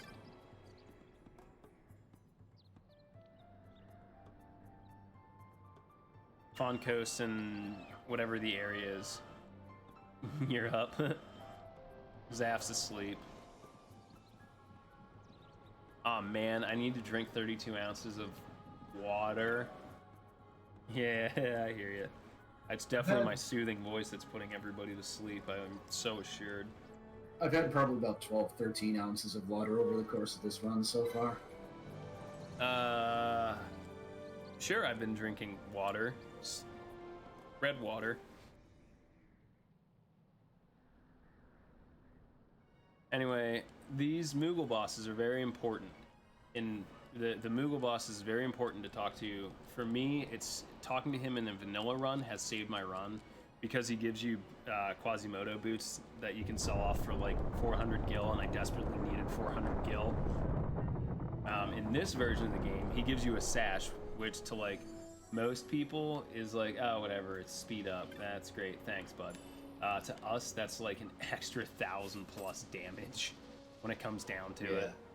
Yeah, it gives you a big boost in speed, it halves damage from fire, and it makes you immune to the slow status effect. So, all in all, pretty nice in this version of the game. Yep. In the vanilla version, it's just immunity to slow. And maybe like +2 speed or some nonsense. Yeah, it's really low. And like I said, because my levels are looking a little high, I'm gonna just take the opportunity to skip what I can here. Which is pretty much everything, and just hope we don't get like Aurora'd, which we just did with the clutch 13 HP. But because we're in a town, it doesn't matter. Everyone's going to get revived. I have to do a good chunk of licensing here. If we want to argue whether Pop-Tarts or ravioli, now is a good time. Begin now. Good day, Kyos. Hey, what up? I just got here to talk about the donation we got in from your good old pal Traditionology. Go ahead. Donated $20 and put them towards the naming of Final Fantasy XII characters. And we still got a lot of these who has not a single naming yet. So $1 you can name a character whatever you want, or choose a skin for it, so on. The exclamation mark incentives. Anyways, good luck on the run, mate. Oh, thank you. So basically, the extent of our menuing here is going to be... okay, so I did make a boo-boo here. It's actually not a big one. It literally makes 0 difference. But I accidentally put... actually, this was probably really good, because Bosch is not short LP, but he usually needs extra LP. What I did was I put Belias on on Vaughn instead of Bosch, and then I've given them both Shikari as their second job, mainly so we can use Sash and also all of the incredible extra battle lures that we can get later. They've also been given heavy armor up to 7 because that's the equipment we're going to buy, and as many HP lures as they can handle, and focus is very important. Focus basically means... Yeah, go ahead, cover it. So I need it's to dive in. 20% more damage when you're at full HP, which is pretty significant. And there's a lot of times when he's going to be at full HP. And you can see him skipping over to the Shikari board every now and then. Where the HP lures are just allows him to skip between the two boards because they share a lot of nodes, but they're in different places. So that big line, kind of reverse L shape of HP lures on the Ulan board is spread all over on the Shikari board, meaning he's going to be able to get a lot of stuff that would otherwise be very expensive to reach while getting HP that he just wants to have for survivability. There we go. I decided to get the magic lures early because they're more important. I'm going to swap lures... Ash's Gambit here as well to any, so we can try and stay at full health. Magic lures raise the character's magic by 1 point, which raises the amount of healing and damage they're able to do with magic. Meanwhile, battle lures raise a character's strength by 1. Strength in this game is, in Magic as well, is kept at 99, so you have a lot of potential damage that you can get by upping your stats like that. 672 for the skin, for the tan giant skin. We were close. Acceptable.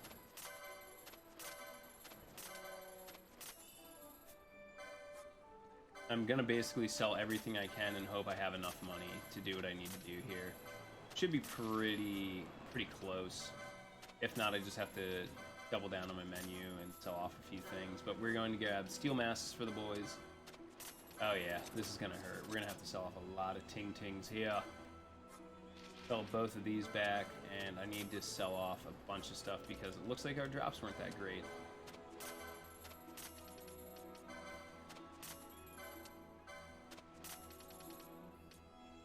Not what I want to do, but oh, I can just sell all these high potions. I'm not gonna need those.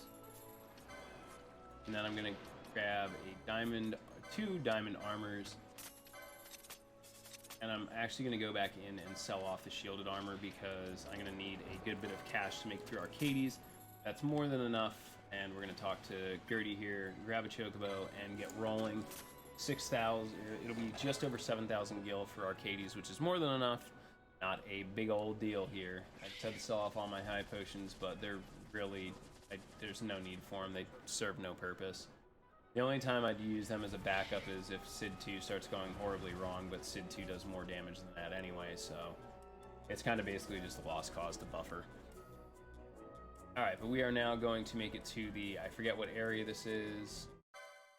Cheetah Uplands? Yeah. Yeah, Cheetah Uplands. If you notice, while I was menuing, Ash was still dead.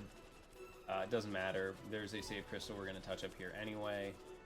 It's very important that you talk to this kid, otherwise you can't progress this game. They don't really make it super obvious, but hey, here we are. We're going to talk to the kid, who gives us the best wanted poster ever.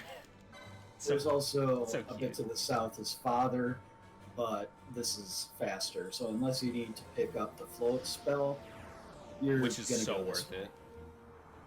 We actually intentionally get it somewhat early. Like, I think we get it earlier on in the run for plat percent because it basically, like, there are very, very few float modes.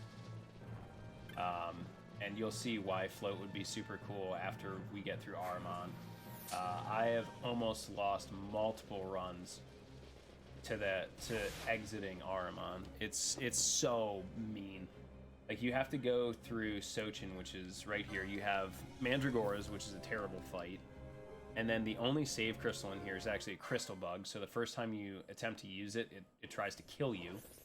And then you have to fight Ahriman, which is another completely ridiculously trolly boss. And then you have to make it through basically the meanest hallway ever. As you can see, I'm going to have to keep a very close eye on Ash's MP here. because she is now casting Cure. I have it set to ally any. She is casting Cure at any time anyone takes damage. So she will burn through MP pretty quick, but the good thing is she's dead, so she's not casting anything. But it'll increase our damage, get over here, and keep it as high as possible. Like Alex said, it's an extra 20% damage. So right now, Bosch is doing some very serious damage. He just one-hit those bosses by himself just with Sash, and I need that haste come out for Sid 1, hopefully, with Sash and just focus. You'll see it increase and get more and more as we also reach access to more battle lures and gain a couple of levels, and our speed starts to increase. Yeah, you can actually reach that guild chest faster if you go the other way, but I'm guessing he just forgot. Yeah, I get spun around in that room for some reason. I don't know why, so I just go with the room that I like, the way that I know. Plus, the good thing is it also lets me, well, I guess like you'd have to do it either way. I was gonna say I can get to the HP and MP quicker. I guess, I don't know, whatever. We're making our way through Sochin, which is actually really fun if you do the flat percent version. There's a cool waterfall puzzle. There's Hellworm, which is a ridiculously annoying and long fight. I think it might actually be one of the longest fights besides like Omega in Trials. Because Yasmat, we have a strat where we cheese it, and it's literally just Bosch and Vaughn in critical with adrenaline, with both having Hermina's boots, with bravery and berserk, and we can actually outrange Yasmat. The cool thing with Seitengrat is its attack range is actually a lot further than pretty much any weapon in the run. And with Berserk, your attack range actually increases. Phantasmal Gaze early. Uh-oh.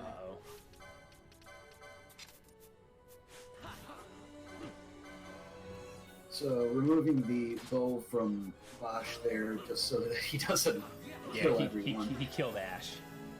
Like I said, if you get confused, you can very, very quickly wipe your party. It will happen, and it'll happen faster than you can even react to it. So that fight is potentially dangerous, but sometimes it just goes incredibly smoothly. The main thing you have to do with the Seitengrats is just be vigilant.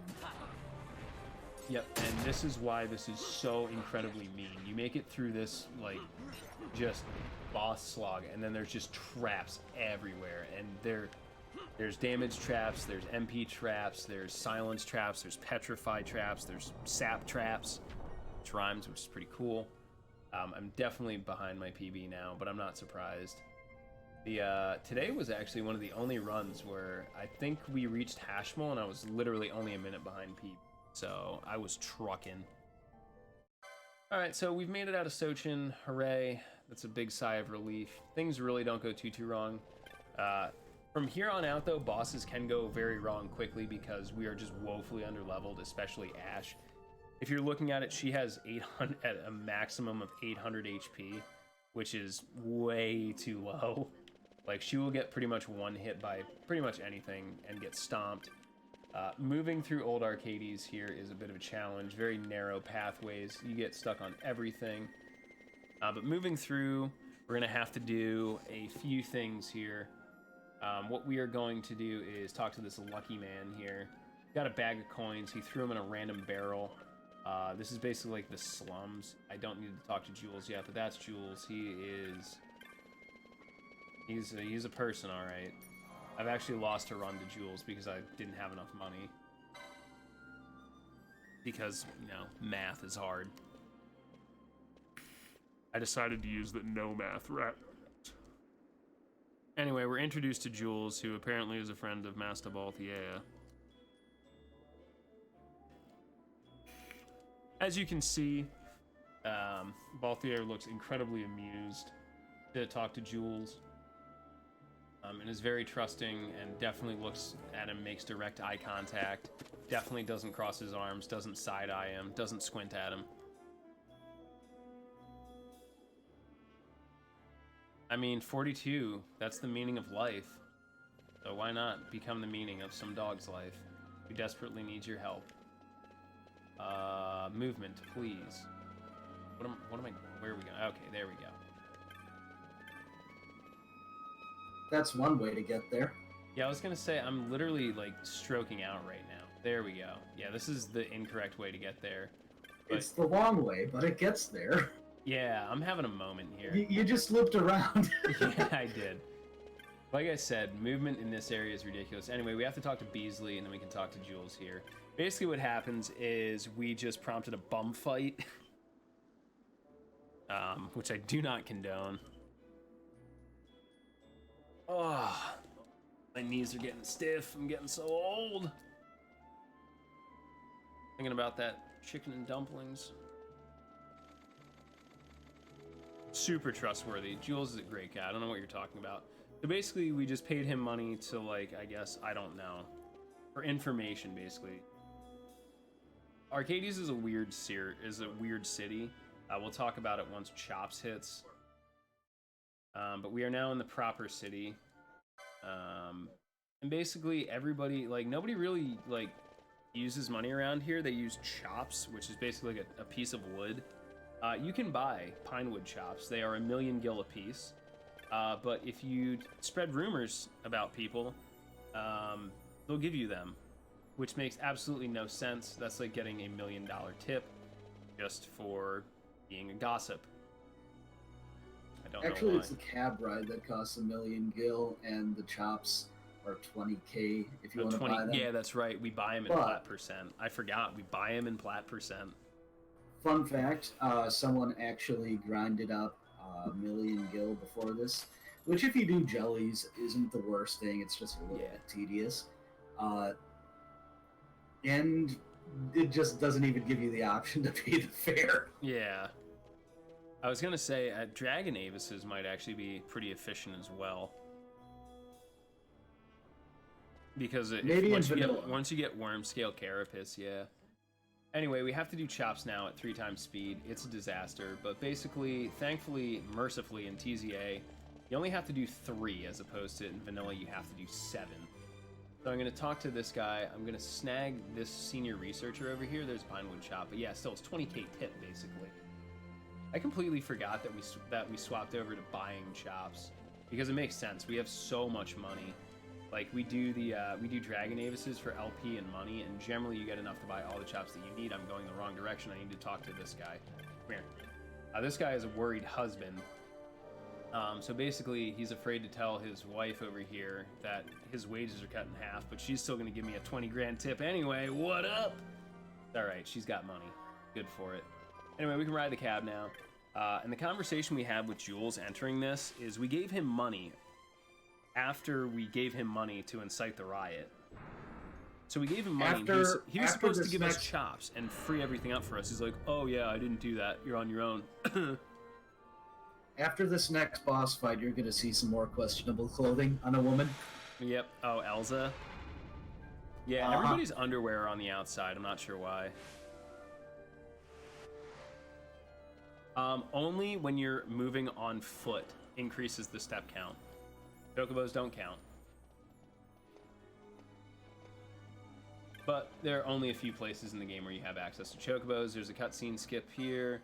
And basically, we get very angry with Jules, I think. I think there's an explosion in the lab as well. Basically, what we're doing is we are now going to have a chat with, what's his name? Sidolphus Bonanson something or other. It's like Sidolphus Mead Bonanza, I think. Yeah, Theed Bonanson. A.K.A. Balthier's dad. Yeah, towns count. Absolutely. Because we have to watch our step count through MBO. Like, you need to enter and exit MBO as smooth as possible. When I was doing my step count for Still Shrine and Bergen, I would always end up at the door with 32 to 36 steps to burn. Always. Every time. So that means a variance of over 2,000 steps traveled of 4. Step count was very important and still remains to be very important in vanilla. Okay, so the guards in this game are jerks. Except in the Japanese PS2 version. They're very friendly. Also, these few aren't jerks. They were jerks. Yes, these were jerks. The ones that we're going to meet are jerks. So basically what we need to do is we need to go talk to Daddy Sid. He's going to be pretty much doing our ting-ting here.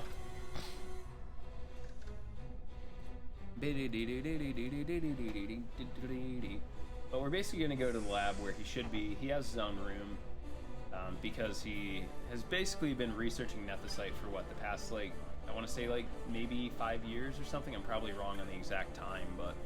It's something... He disappeared for, like, 7 years or something, and then he came back, like, 5 years earlier in the story. I don't know the exact timeline off the top of my head. Yeah, but basically he has basically found how to harness the power of Nethicite without telling anybody, with the help of the Akiria, specifically Vana.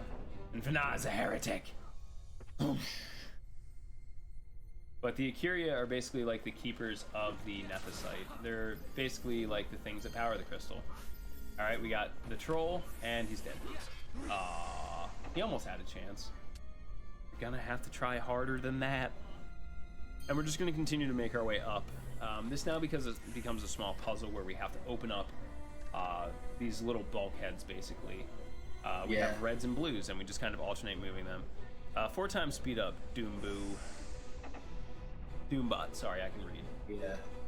It's a feature added into the remaster, and also to the IZJS version on PS2, which is Japanese only. Unless you patch it. Yeah, that only had 2 times. This has either 2 or 4 times, so obviously we use the faster option. You'll also see how weird the hitboxes are for the doors here. You're gonna see me just kind of sling around and go for it. Like this one, I'm almost completely away from the actual door, and it still is just like, yeah, good enough, man. Seems good enough. Feels good enough.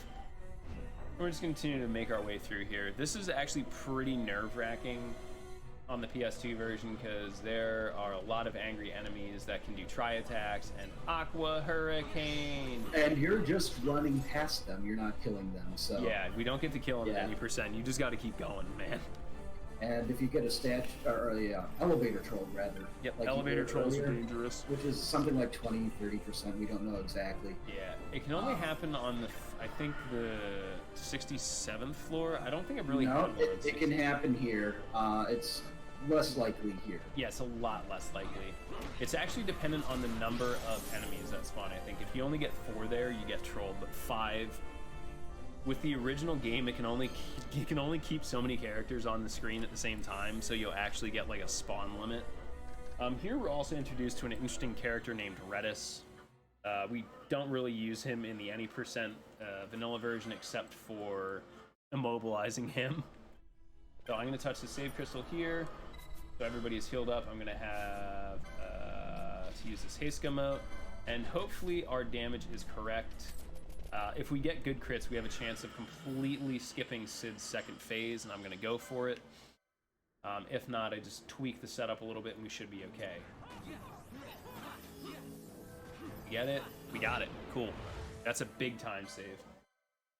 So basically what happens is if you kill a rook first, Sid does this little cutscene speech, and you have to kill all the rooks, basically, in order to start damaging him. Or if you get him to like below half, like I think maybe like a third health, he starts casting Greater Barrier, which basically makes him immune to all damage until you kill all the rooks, and then it wears off. Or you wait like a minute. Hiding behind your toys, eh? Alright, Always so hiding behind your toys. there is... What happened to them? Elsa. Also, hello, Elsa. Yeah. Welcome to Final Fantasy The World of Ivalice, where everyone wears their underwear on the outside, except your party, which makes no sense. Also, it's a darn shame. I really like Penelo's outfit. I've mentioned this multiple times, but I think her little, like, romper ensemble with her boots and, like, the little wings on the back are really adorable. I'm going to stop here and sell a few things off quickly. And I'm going to buy... Can I get away with 30 here? Yes, I can. I'm gonna do that, and that basically means I'm not really gonna have to shop for the rest of the run. Besides, I have to grab 1 teleport stone from Dice, or 2 actually, I lie. But I'm just gonna buy a couple of them, just in case I make a mistake here. I'd rather be safe than sorry, and it takes literally half a second. So what we're gonna do now is go back to MBO. Basically, we are now tasked with going to Giravegan, I guess. What's the reasoning behind that? Because Sid may have gone off that way. Oh yeah, that's right. Sid went to the ancient city of Giravegan, so we must give chase. Yeah, he said go there, so you're going there. Yep. We're gonna talk to our girl Gertie, and I need to remember that Vaughn has Belias. So we're gonna hop this chocobo here because we think we can ride it, and we're actually gonna make our way back into the Feywood. I have no need to, so there are 2 paths you can take. One of them is slightly slower at the Feywood, and I use it if I'm like critically low on levels because there are enemies called Mirror Knights that are worth 1,000 XP per kill. Gonna dismount, and we're hopefully not gonna get trap killed here. It's a possibility. Blind, which sucks, so I'm gonna go immediately about trying to fix this while not dying.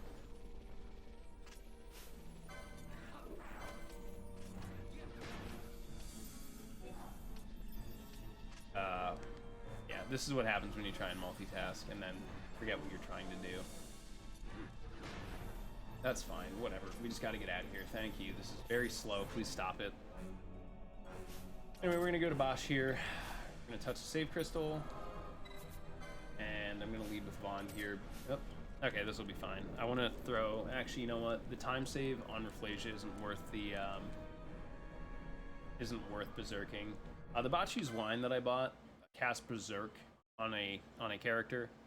And we use it because it obviously increases damage and increases attack range. But we should be able just to plow right through this. This is totally fine.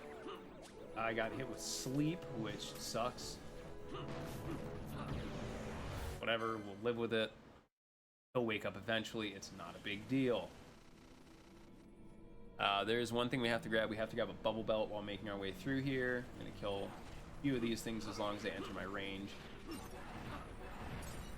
Wind Slicer Pinion, also good money if we actually needed it, and that gives us 26.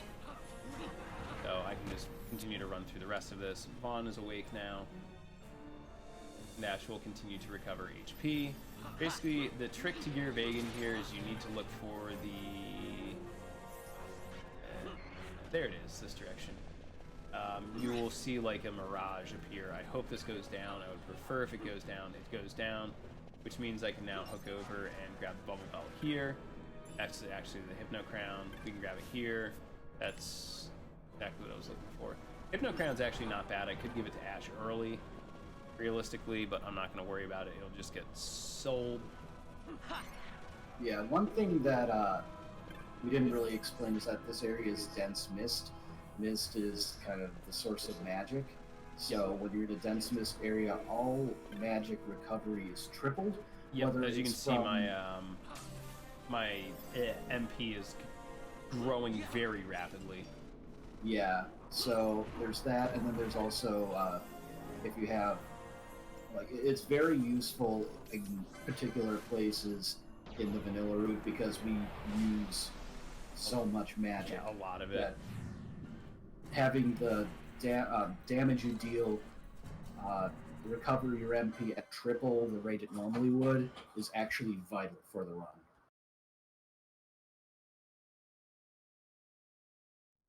Cool, so we are now entering the ancient city of Giravegan. I'm going to try and lead with Ash here. And I have some pretty dramatic menuing to do. If I can get it off in time, it'll be great. If not, whatever.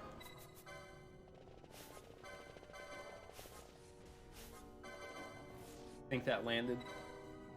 Basically what I did was I just berserked both boys. I'm going to go super risky into this. And I'm going to set Ash up with a spell to hopefully get this haste off of the Dallas. Just in time, perfect. That's the way it's supposed to go. If you do it correctly, he gets exactly 0 attacks off, and the only spell that he casts, Haste, is immediately removed. Yeah, Daedalus has some really powerful attacks. I actually really like the strategy that I figured out for PC.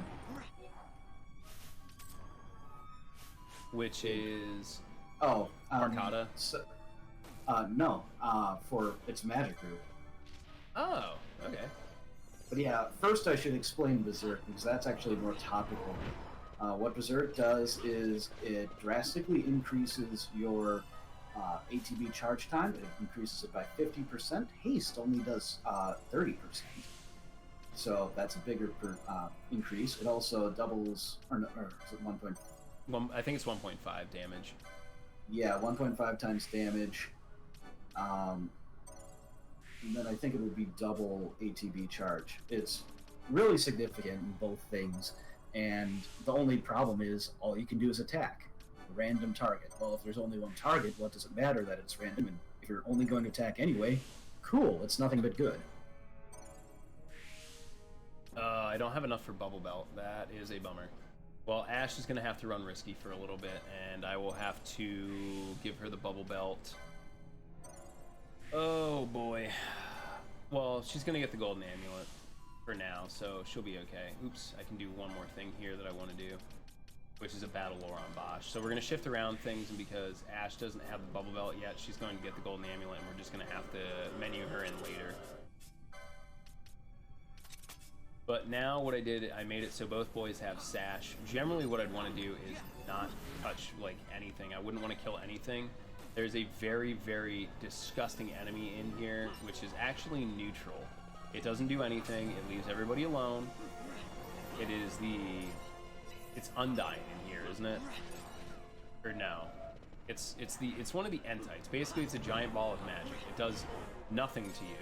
It cares about nothing until somebody casts magic near it, either you or an enemy, and then it just decides to kill literally everything. And it is mean, but it only spawns under certain weather conditions. This should be enough to get Ash what she needs. Yeah, it's way more than enough. I don't have enough for the channeling. I'll come back for it later. Actually, you know what? We'll just swap this before the end. Screw it. I'll take the extra LP because I want to get her channeling, which makes my obnoxiously risky strat a lot less riskier. That stop is a very mean move.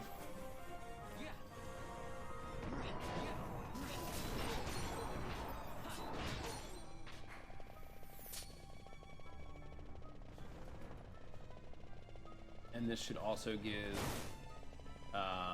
Bosch the chance to catch up to us as well once I finally stop the party here. Hopefully we don't get stopped. Oh, Ash died. That's probably not a good thing. Let's get her back up. And I need to get eye drops on Vaughn. Alright, cool. No entites, which is super handy. Yo, what's up, Incognito? Yeah, dude, this is like fast mode. This is speedrunner's paradise here. We have an overpowered weapon, an underleveled party, and we can go really fast. Alright, so now that I'm confident with where we're at, Ash got stopped, doesn't matter. I just wanted to have channeling, which is really important. I think there's another magic lore we can grab, but whatever. I think Putrid. Yep, just enough for what I need here. I'm not going to have enough for the extra lore, but whatever. She really needs the bubble belt. Okay, so this is pretty much our final setup. I am one level ahead on Vaughn and a level or two behind on the rest of the party to be technically safe, but I'm going to continue to push it. I did a lot of over leveling there, so you'll see me skipping a lot of things in Pharos. Besides my at least required 3 black orb kills and a couple other setups. I'm gonna do this. And we're gonna set the boys up just like we did and go ultra risky. And hopefully we don't die. Here we go. Nope, I'm gonna die. But we should be able to actually make it through here. Barely, but we made it.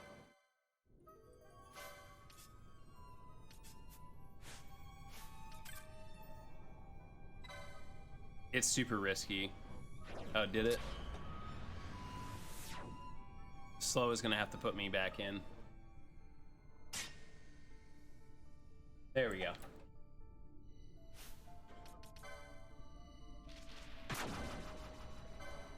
Or I'll just temporarily move to this channel where he... I guess. Or, okay, he got us. Cool. Ash, what are you doing and why? Anyway, I don't know how much of my Daedalus strat anyone heard and what it matters. I did not hear any of it, sadly. All right. Yes, I got it. I killed a Hellblaster before it went off and skipped one. This area is relatively safe, but it is also dangerous as heck. My Tyrant strat was super risky there. Basically, you hope that Ash doesn't draw aggro, and she did. It's kind of risky. Yeah. They can hear you just fine. They heard you the whole time, just not me. Okay, go ahead.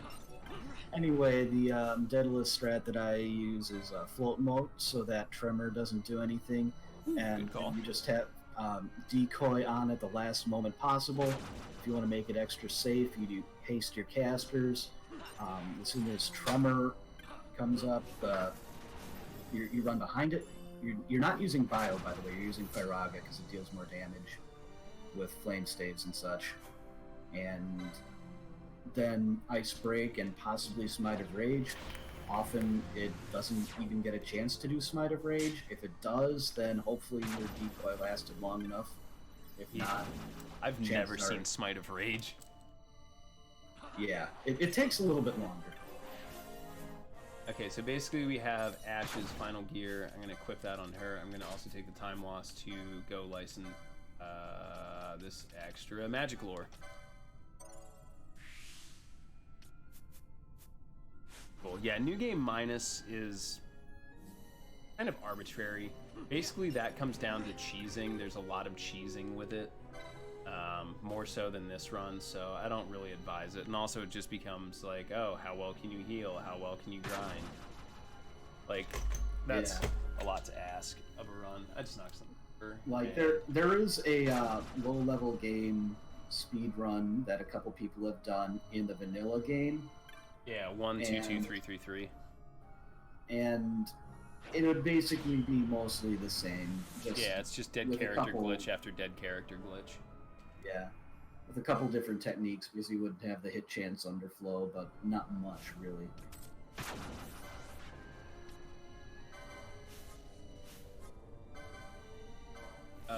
You know what? We'll be fine.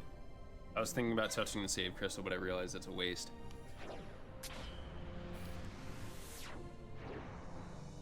With accurate movement, I can get this off, and Shemazai will do 0 attacks. This boss is kind of very techy in both runs. You have to move up just enough to draw our interest, and then get the heck out. Very nice. She got off her 1 attack. Was it shock? Or what is the... It can be shock, it can be regular attack. Based on the damage it dealt, maybe shock. Yeah, I think it was shock based off the sound. Yeah, it's either that or a crit. I'm not really sure which. I have to go back and watch. Almost killed. But we also got the haste emote, which hopefully gets us through Sid 2 the correct way. Here we learn that Vana is a heretic. But basically we're talking to the Ocuria, and they're like, hey, here's the Treaty Blade. This has the ability to destroy the Sun Crest, which is a giant hunk of Nethicite.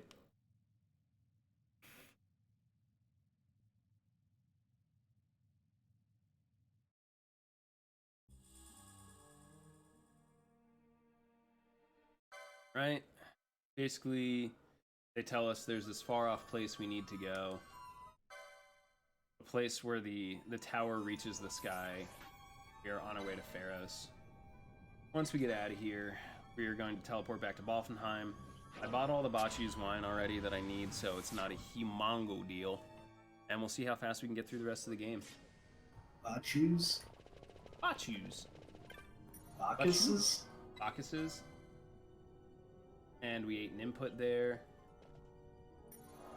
I think there's an apostrophe there, though. I don't know where the apostrophe is. Yeah, we don't get any gear until Jahara, and then Ash doesn't get any gear until the Great Crystal. We just keep her doing her thing. Right. So we have to go to the Redis Manse to pick up our boy Redis. I'm gonna get stuck on a few things here. I think the worst part of the plat percent run is 12 plus hours in, or right for me, like 12 hours in, I have to do that race with Rickon, which is just terrible. Yeah, it's just the PS4. Yeah, thanks for the luck, Quazpalm. My good buddy Quazpalm 9000. World famous Quazpalm 9000, the featured Ni no Kuni 2 runner. This cute Moogle is trying to give us the line that he fixed the airship. I don't trust him because he's too adorable to be doing that line of work. There's also no way he could pick up a Glossair ring. Like, just look at him. Where's he gonna grab it? Got like little grabby paws. You love With mod magic? beers? With magic. Always with magic. That's the answer. When in doubt, magic. Bacchus? Okay. Yeah, dude, if I'm wrong, tell me I'm wrong. I don't give a shit. Yeah, definitely sounds Roman. Anyway, our airship is done. And we're going to board it. And we're going to go to the right, to the right, to the right. To the cataract at the Pharos of Ritorana, or whatever the heck it is. It has like 3 names. Dionysus. Stretch my hands real quick. Dionysus. Yeah, if you've ever heard of a bacchanal, Ooh, yeah, like, Bacchanal. big, classy party, oftentimes, with a lot of wine usually, that is based off the Roman god of wine, Bacchus. Like a debutante? Well, that's different. That's like, different. oh hey, here's this eligible woman. Let's throw a party in her honor, so like all the eligible bachelors can ogle her or something.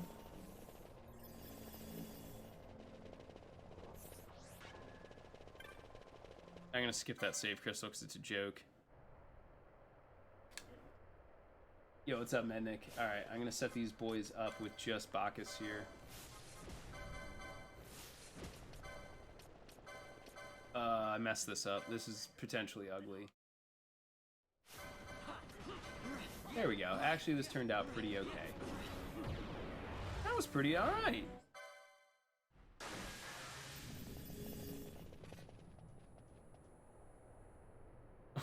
No curse. Yeah, no curse. Quaz, I am so mad, dude. He clawed up my very nice room divider today, trying to get a bug that wasn't even on it. He's hopeless, man, I tell you. Alright, so what I'm going to do here is I'm actually going to lead with Redis.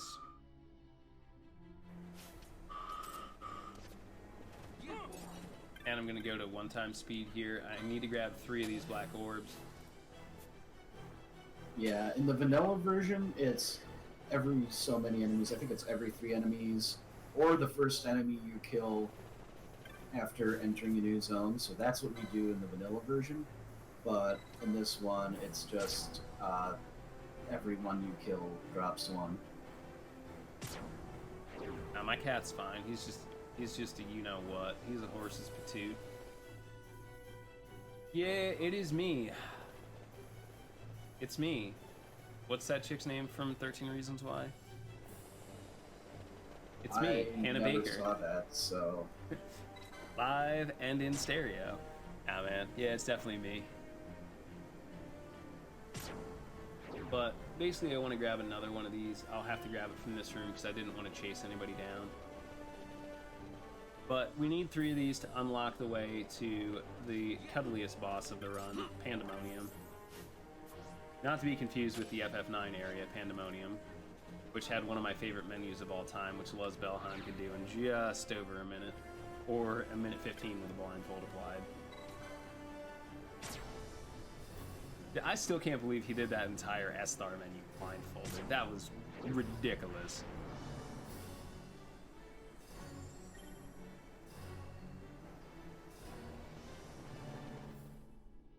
Alright, so now I'm going to swap back to Ash really quick, and we are going to make our way up the way to Pandemonium. I'll take that extra level as a sign that we don't need any more, so we're just going to keep going. I also need Ash to stop casting, because her MP is very important to us.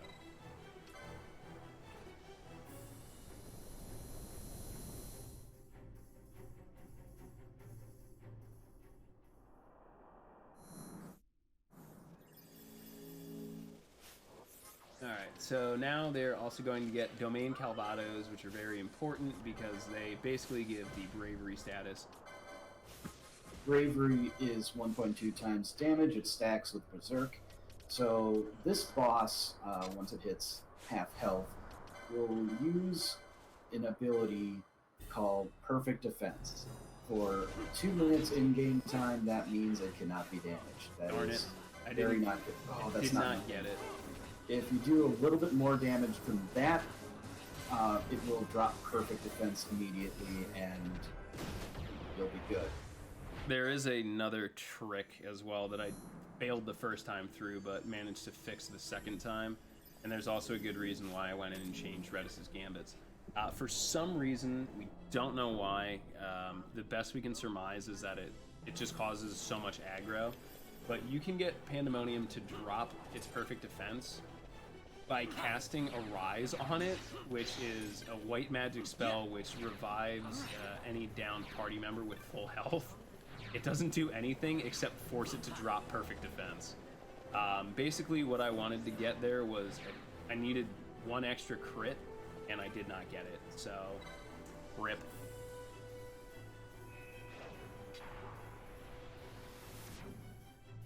But yeah, Arise basically prevents us from having to sit there and just waste MP. I really need to be careful with my MP usage. Currently, I need Ash to have enough. Well, actually, Ash will make it through Brain Pans. The really tricky one is making it up through Hashmal. But I did find that elixir earlier, so that is a good thing. Basically what we have to do now is kill a certain number of Brain Pans. As you can see, they give us green tiles.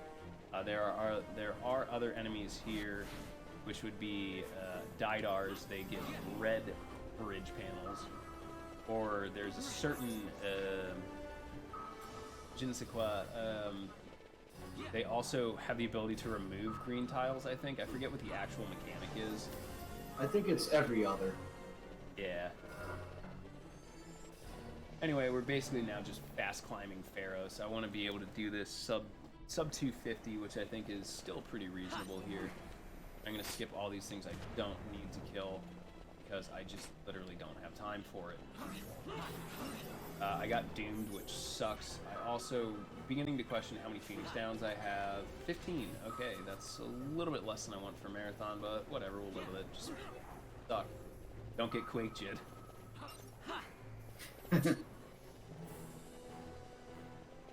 And if I time this right, because Ash isn't going to be doing anything, I should get revived pretty much right away, and then she's going to heal me back up. Nope, she's just going to be slow. Okay, then. But her MP is not in a great shape right now. That's fine. We really won't actually need her to heal much. Based on how quickly we're gunning through everything, it's not going to be a big deal. Alright, that guy didn't spawn. Pain in the butt. Too many enemies on the screen. This guy did spawn, which will then force the other Brain Pan to spawn up at the top where I ran next to that chest, which I forget what's in it. It really actually doesn't matter. We're now going to pull some trickery here and slide right in here and focus on killing this guy and not anything else. Get the bridge moving. That is basically 1 Brain Pan surrounded by a load of Didars. And then I'm going to kill 10 of these here. That would be 2. Because we need 10 to get through it. That should be a Didar. It is. That is a total of 3. It's a shame he spawned there because it's basically in the way. Self-destruct is another thing that you can do. Also, in case you didn't know, Brain Pans, specifically one of them in the next floor, can actually move on their own accord, and it is hilarious. They just kind of bounce over to you.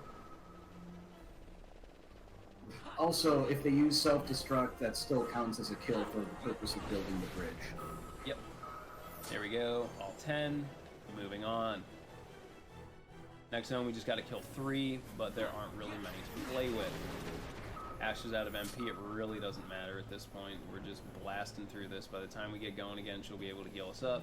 Not worried, like, we don't need our absolute maximum damage here because it's just not necessary. Oh, good. Redis is going to heal everybody. I'm going to take the time for him to do it. And hopefully not die along the way, but we're killing a bunch of Didars. There we go. Quicker than me having to do it and stop, so whatever. We'll let Redis do it while we slowly move. Anyway, there was more than enough. Anywho. No Arrow Knight, which is huge. I've had Arrow Knight every practice run because he is just a massive dork. Arrow Knight is a dragon wyvern type enemy that Just does a crap Yeah. of damage. now Ashes MP again. Yep, which is super important.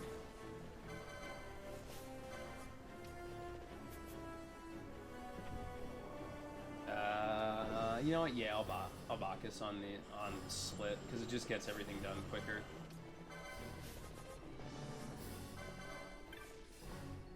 No real need to dispel though. In the immortal words of Skate for a Living, never trust Slit. Sometimes, most of the time, he just sits there and does absolutely nothing. Sometimes he decides to combo and kill literally everything in sight. He was a good boy this time. He didn't attack anybody. Most of the time, he will He hit literally... Redis once. Yeah, most of the time, he will literally not attack anything. He'll just swim in a circle. Which is also ironic, because he's a fish, so he should be wet, but he is very weak to fire. Not lightning, mind you. Fire. That said, he does start in water terrain, which does reduce your fire damage by 30%. So it's not a big deal, really. You still hit the damage cap, it's just that the cap is lower in vanilla, and since the cap is removed, it just reduces your damage a little bit if you're dealing fire. Yep. But we also use oil, which you are a good boy, Quaz. Don't let them tell I you don't what you use get. oil. Also, we get the hype Second Ascent music. I think the Second Ascent music is pretty dope. Like, it's a great orchestral piece. Which makes me Yeah. wonder why they chose Dalmasca Esther Sand over it for Distant Worlds. Like, could you imagine if they, like, just kind of launched into this at Distant Worlds? Like, nobody would know what it was. We'd be like, dang, that's a good piece. Yeah, I don't know. I guess they just chose Esther Sand because it's what everyone has heard who's played this game. Yeah, everyone has heard that theme because there's no way you can't, like, not make it through the first 5 minutes of the game. Unless you're me. I have lost a run to Rogue Tomato. I have no shame in admitting it. I am woefully over-leveled, which is why I'm about 5 minutes off pace currently, at least. So I'm going to try and make it through this without killing anything else. Is it possible? Yes. Is it going to be extremely risky? Yes. To be honest, for the most part, we kill things just to make it safer. Not because we need experience, it just keeps things out of our way. It's not that hard, Sloa. I can do it. In every marathon, I'm going to knock on wood, but in every marathon I've done... Ooh, this is dangerous. Yep, this is a problem.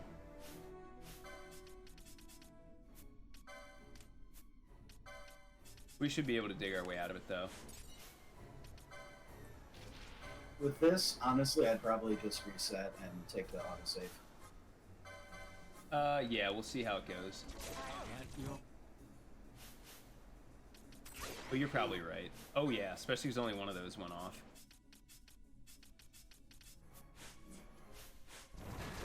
Yep. That was just unlucky, is all it is. We got critted, and I didn't get off of the hold quick enough. Reload it, try it again. Like I said, it's risky, but it was worth the attempt. We almost made it through.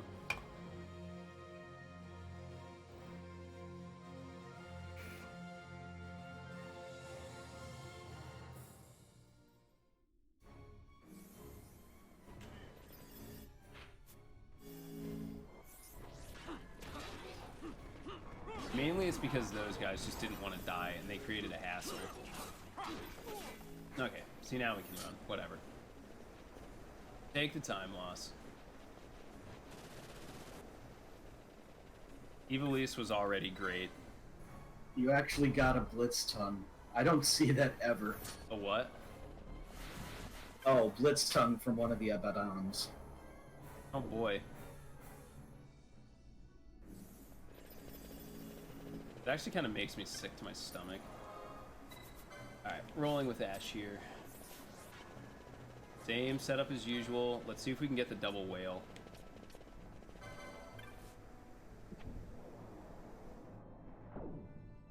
Yeah, let's not. We don't want to get into that debate with me. Who has bravery?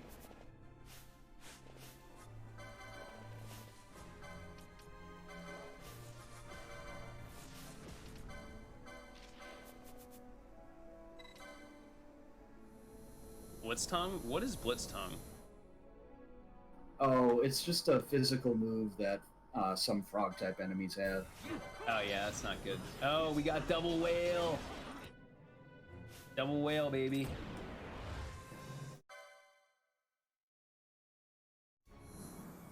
Okay, yeah, it's just basic physical damage. Quick charge time, otherwise unremarkable.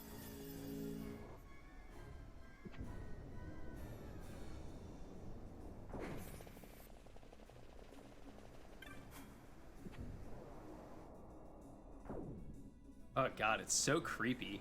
It's so creepy how well that's worded too. It's almost like I'm speaking to the I mean, yeah.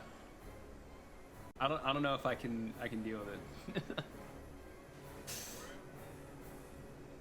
it. This is actually good. I like this.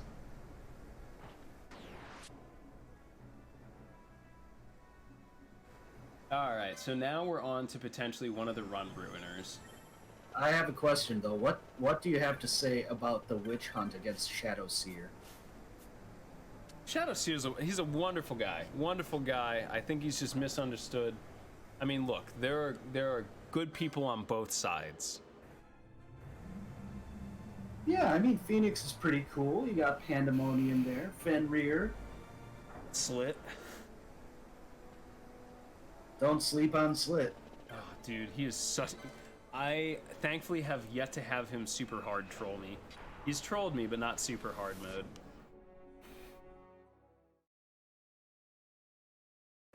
Alright. This is where things get... Actually, we are actually back to being under level. It was Redis that gained a level. I was like, there's no way we're 36. I mean, he would, but all of his money is tied up in assets. I mean, he's very rich. He's just not allowed to take out a loan in this country because he's too rich. Patty's waiting Alright, on the next. I'm done. Don't ban me. Let me finish my run. Waiting on the next paycheck from the Ruskies.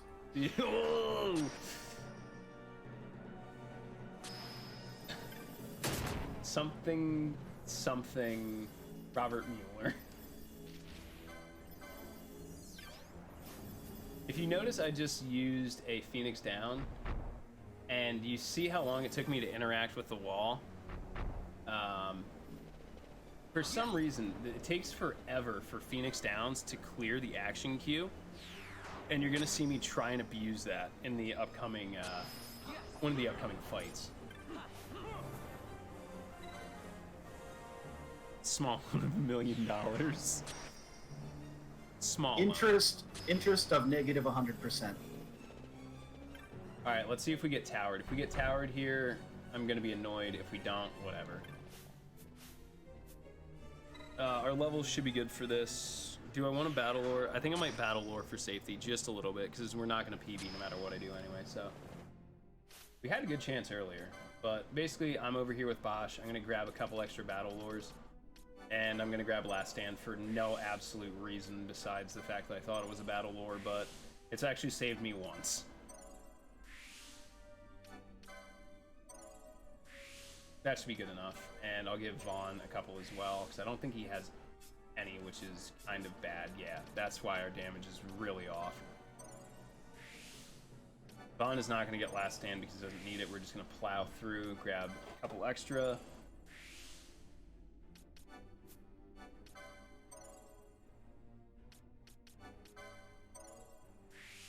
That should be good enough. Alright, then we're gonna do our standard setup here. Ash, ooh, Ash is way too low for this. I like to do it just for safety. Because it's right here, it doesn't take us too much time.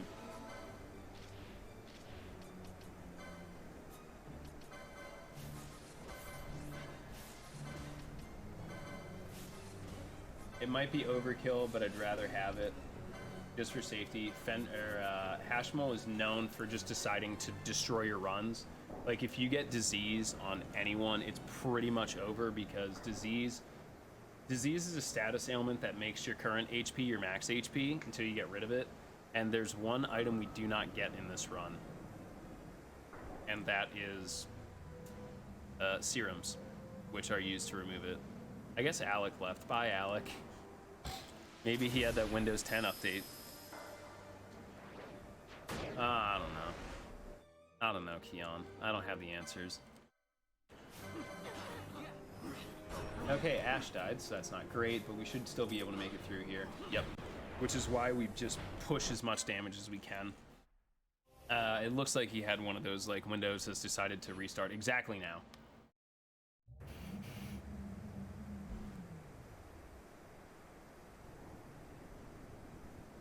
Alright, this is one of the more annoying fights of the run. Well, a series of fights, really. For safety, I'm probably going to stop at the shop on the way back and grab some extra Phoenix Downs. Nope, no Remedy Lore 3. Not on the classes we get. Alright, standard setup applies.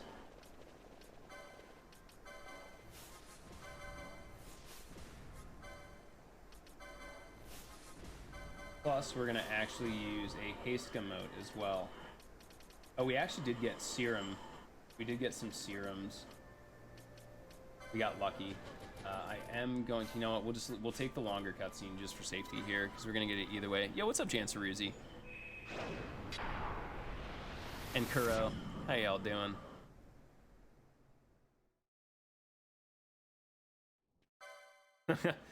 Hi, Jan. Bye, Jan. Anyway, the haste emote, super important here.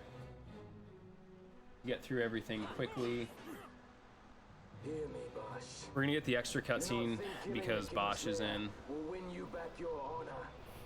When you I have Windows 7, so I don't have to worry about that, your name was thankfully. forever stained with blood. Hopefully we get this off before Innocence. This stain I probably is should have mine swapped to to bear, late mode, but I will bear it willingly, which I might knowing do. that I did all that I could. Just really quickly. for hope.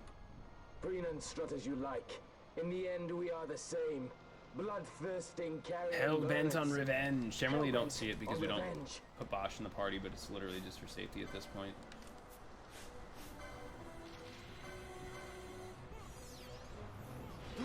Oh, good. I wasn't in range.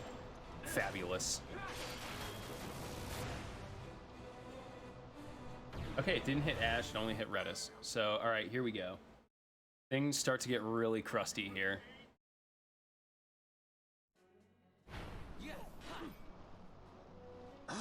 Alright, now basically I want to pull Ash at a range here. And I need the boys to basically just attack Amphrit.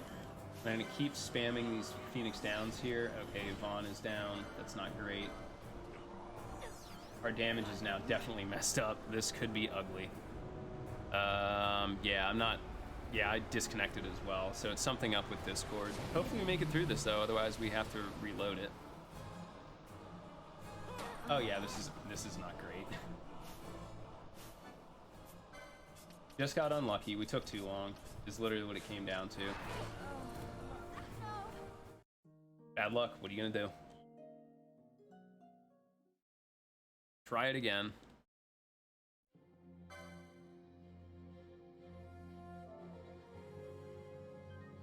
Sadly, it is a little bit of an issue, but shouldn't affect us too much here. Yeah, it looks like Discord's having issues, sadly.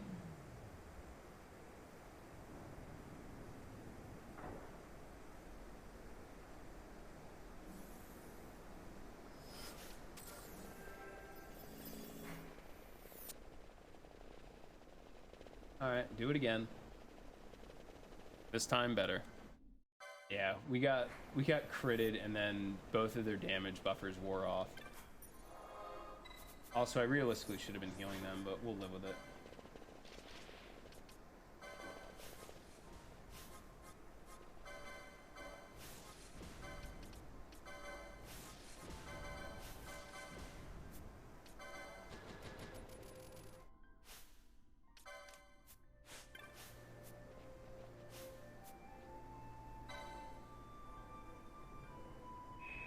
Run is going all right. Happy birthday again, Smokey. It's a little rough though. We're not on the greatest of paces. Just we've had 2 pretty unlucky deaths in the middle of it. Yeah, mine, I'm still in the live channel, but it says I'm disconnected, which means I shouldn't be in any channel because I'm disconnected. Will win you back your honor. When you abandoned home and kin, your name was forever stained with blood. Aye. You have to sit through this extra stain long is mine to bear, cutscene as well, and I will which is a bear it bummer. willingly, knowing that I did all that I could for hope. Green and strut as you In like. the end, we are the In the end, same. we are the same. A thirsting Bloodthirsty carrion birds, carrion hell-bent on birds. revenge. Hell-bent on revenge. Didn't get it off, but this should target Redis. So hopefully it's over directly after this. Oh, it targeted Ash, even worse.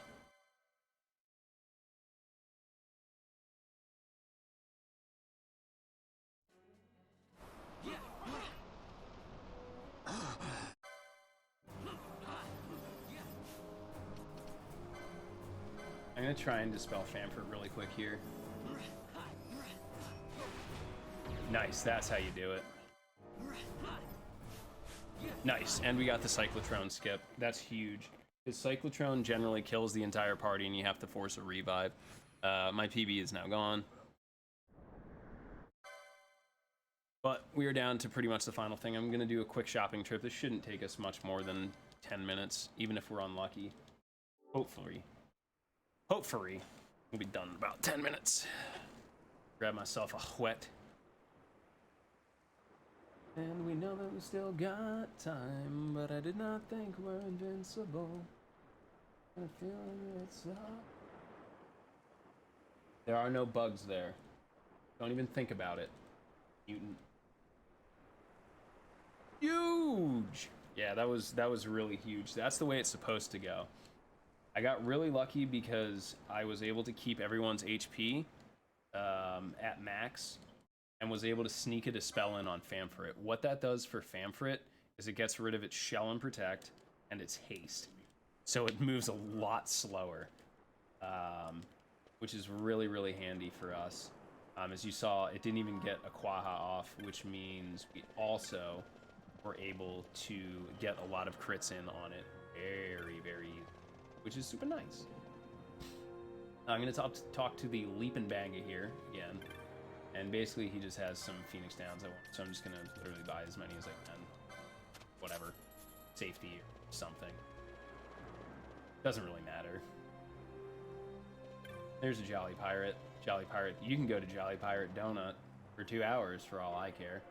We're going to talk to the private airship lady, and we are now on our way to the final dungeon, which is the airship Bahamut. She has fallen. He got terminated. A Quaha, or a Quaja, or a Quagga.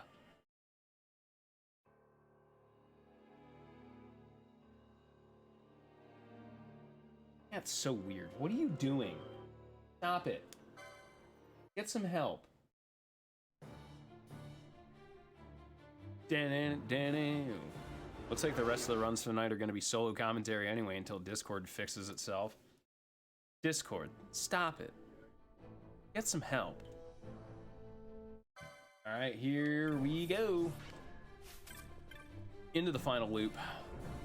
Hopefully we can keep enough MP on Ash, so what I'm going to do is I'm going to try and dart right past all these wonderful guards. Hope we don't see a tri-attack. We got a 1, that was disturbing. That's a lot of damage. Yeah, disconnected connecting. Disconnected connecting. Wizard needs food badly, apparently.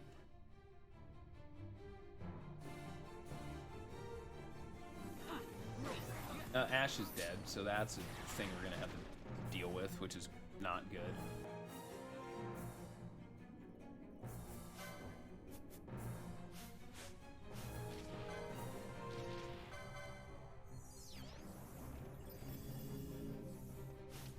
Sadly, we need to wait for Ash to get this all done. I'm gonna drop this on active really quick so I can get the boys set up quick enough.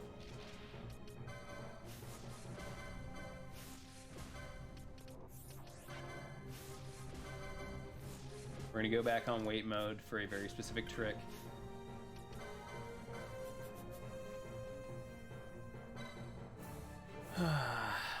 That's a lot of damage.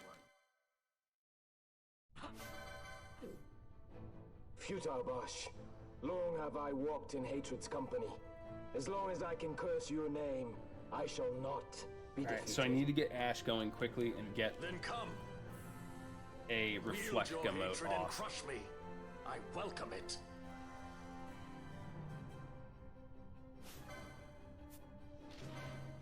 Where it is. Reflect emote. On Gabrant. Nice. So basically what we did is he tried to cast Renew and it was reflected onto our party, which is super nice because it does not full heal him.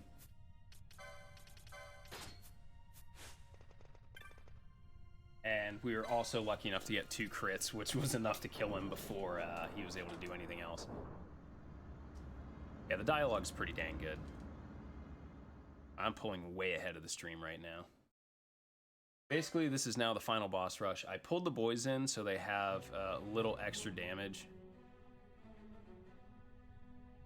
And I'm going to have a couple of things here to attempt to block some of Vayne Novus's really goofy attacks.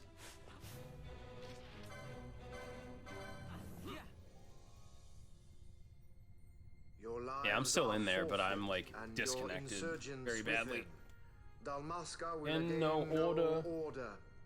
Good and all, I shall bring your futile attempts at rebellion to an end. What I'm gonna do is Phoenix down here and hope it's enough to block, which it is. Very nice. Basically just shot lock, just like ATB blocking here, pretty much. We're really hoping for invaluable will. Very, very hopeful that we can get the skip on this. We are the puppets no more.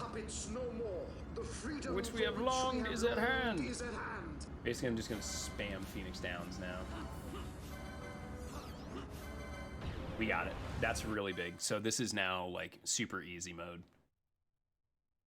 There are 2 cutscene skips. I always forget there are 2. Current record is like 226, I think. Mega Flare, we're gonna, yeah, that's it. That's time, by the way. 245.48.18. Oops, I forgot my alerts were not off. Don't reset. Don't reset. What is the pause button? There we go. If I reset, I'll get banned. Yeah, that was actually pretty good. That's actually the best run I've had for practice, I think. They're pretty close. But that's textbook how it's supposed to work. You use Phoenix Downs and Holy Motes to block everything, and we were just still amped up from everything. The boys didn't take any damage besides Mega Flare, and it was immediately healed. Hey, I didn't say it. Blame Bill O'Reilly.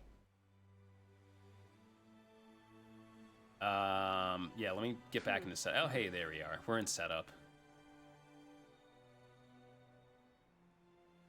Hello. Hello! Holy shit, there's a bat in my room. Oh, God. Not even kidding. I didn't even get in here. I realize this is still broadcasting. Alright, Sloa, are we done? Am I doing more?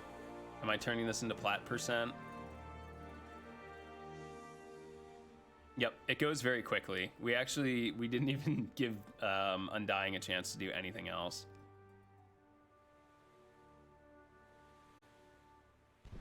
Alright, cool deal. Thanks for having us, everybody. Say goodbye to the lovely people, Alec.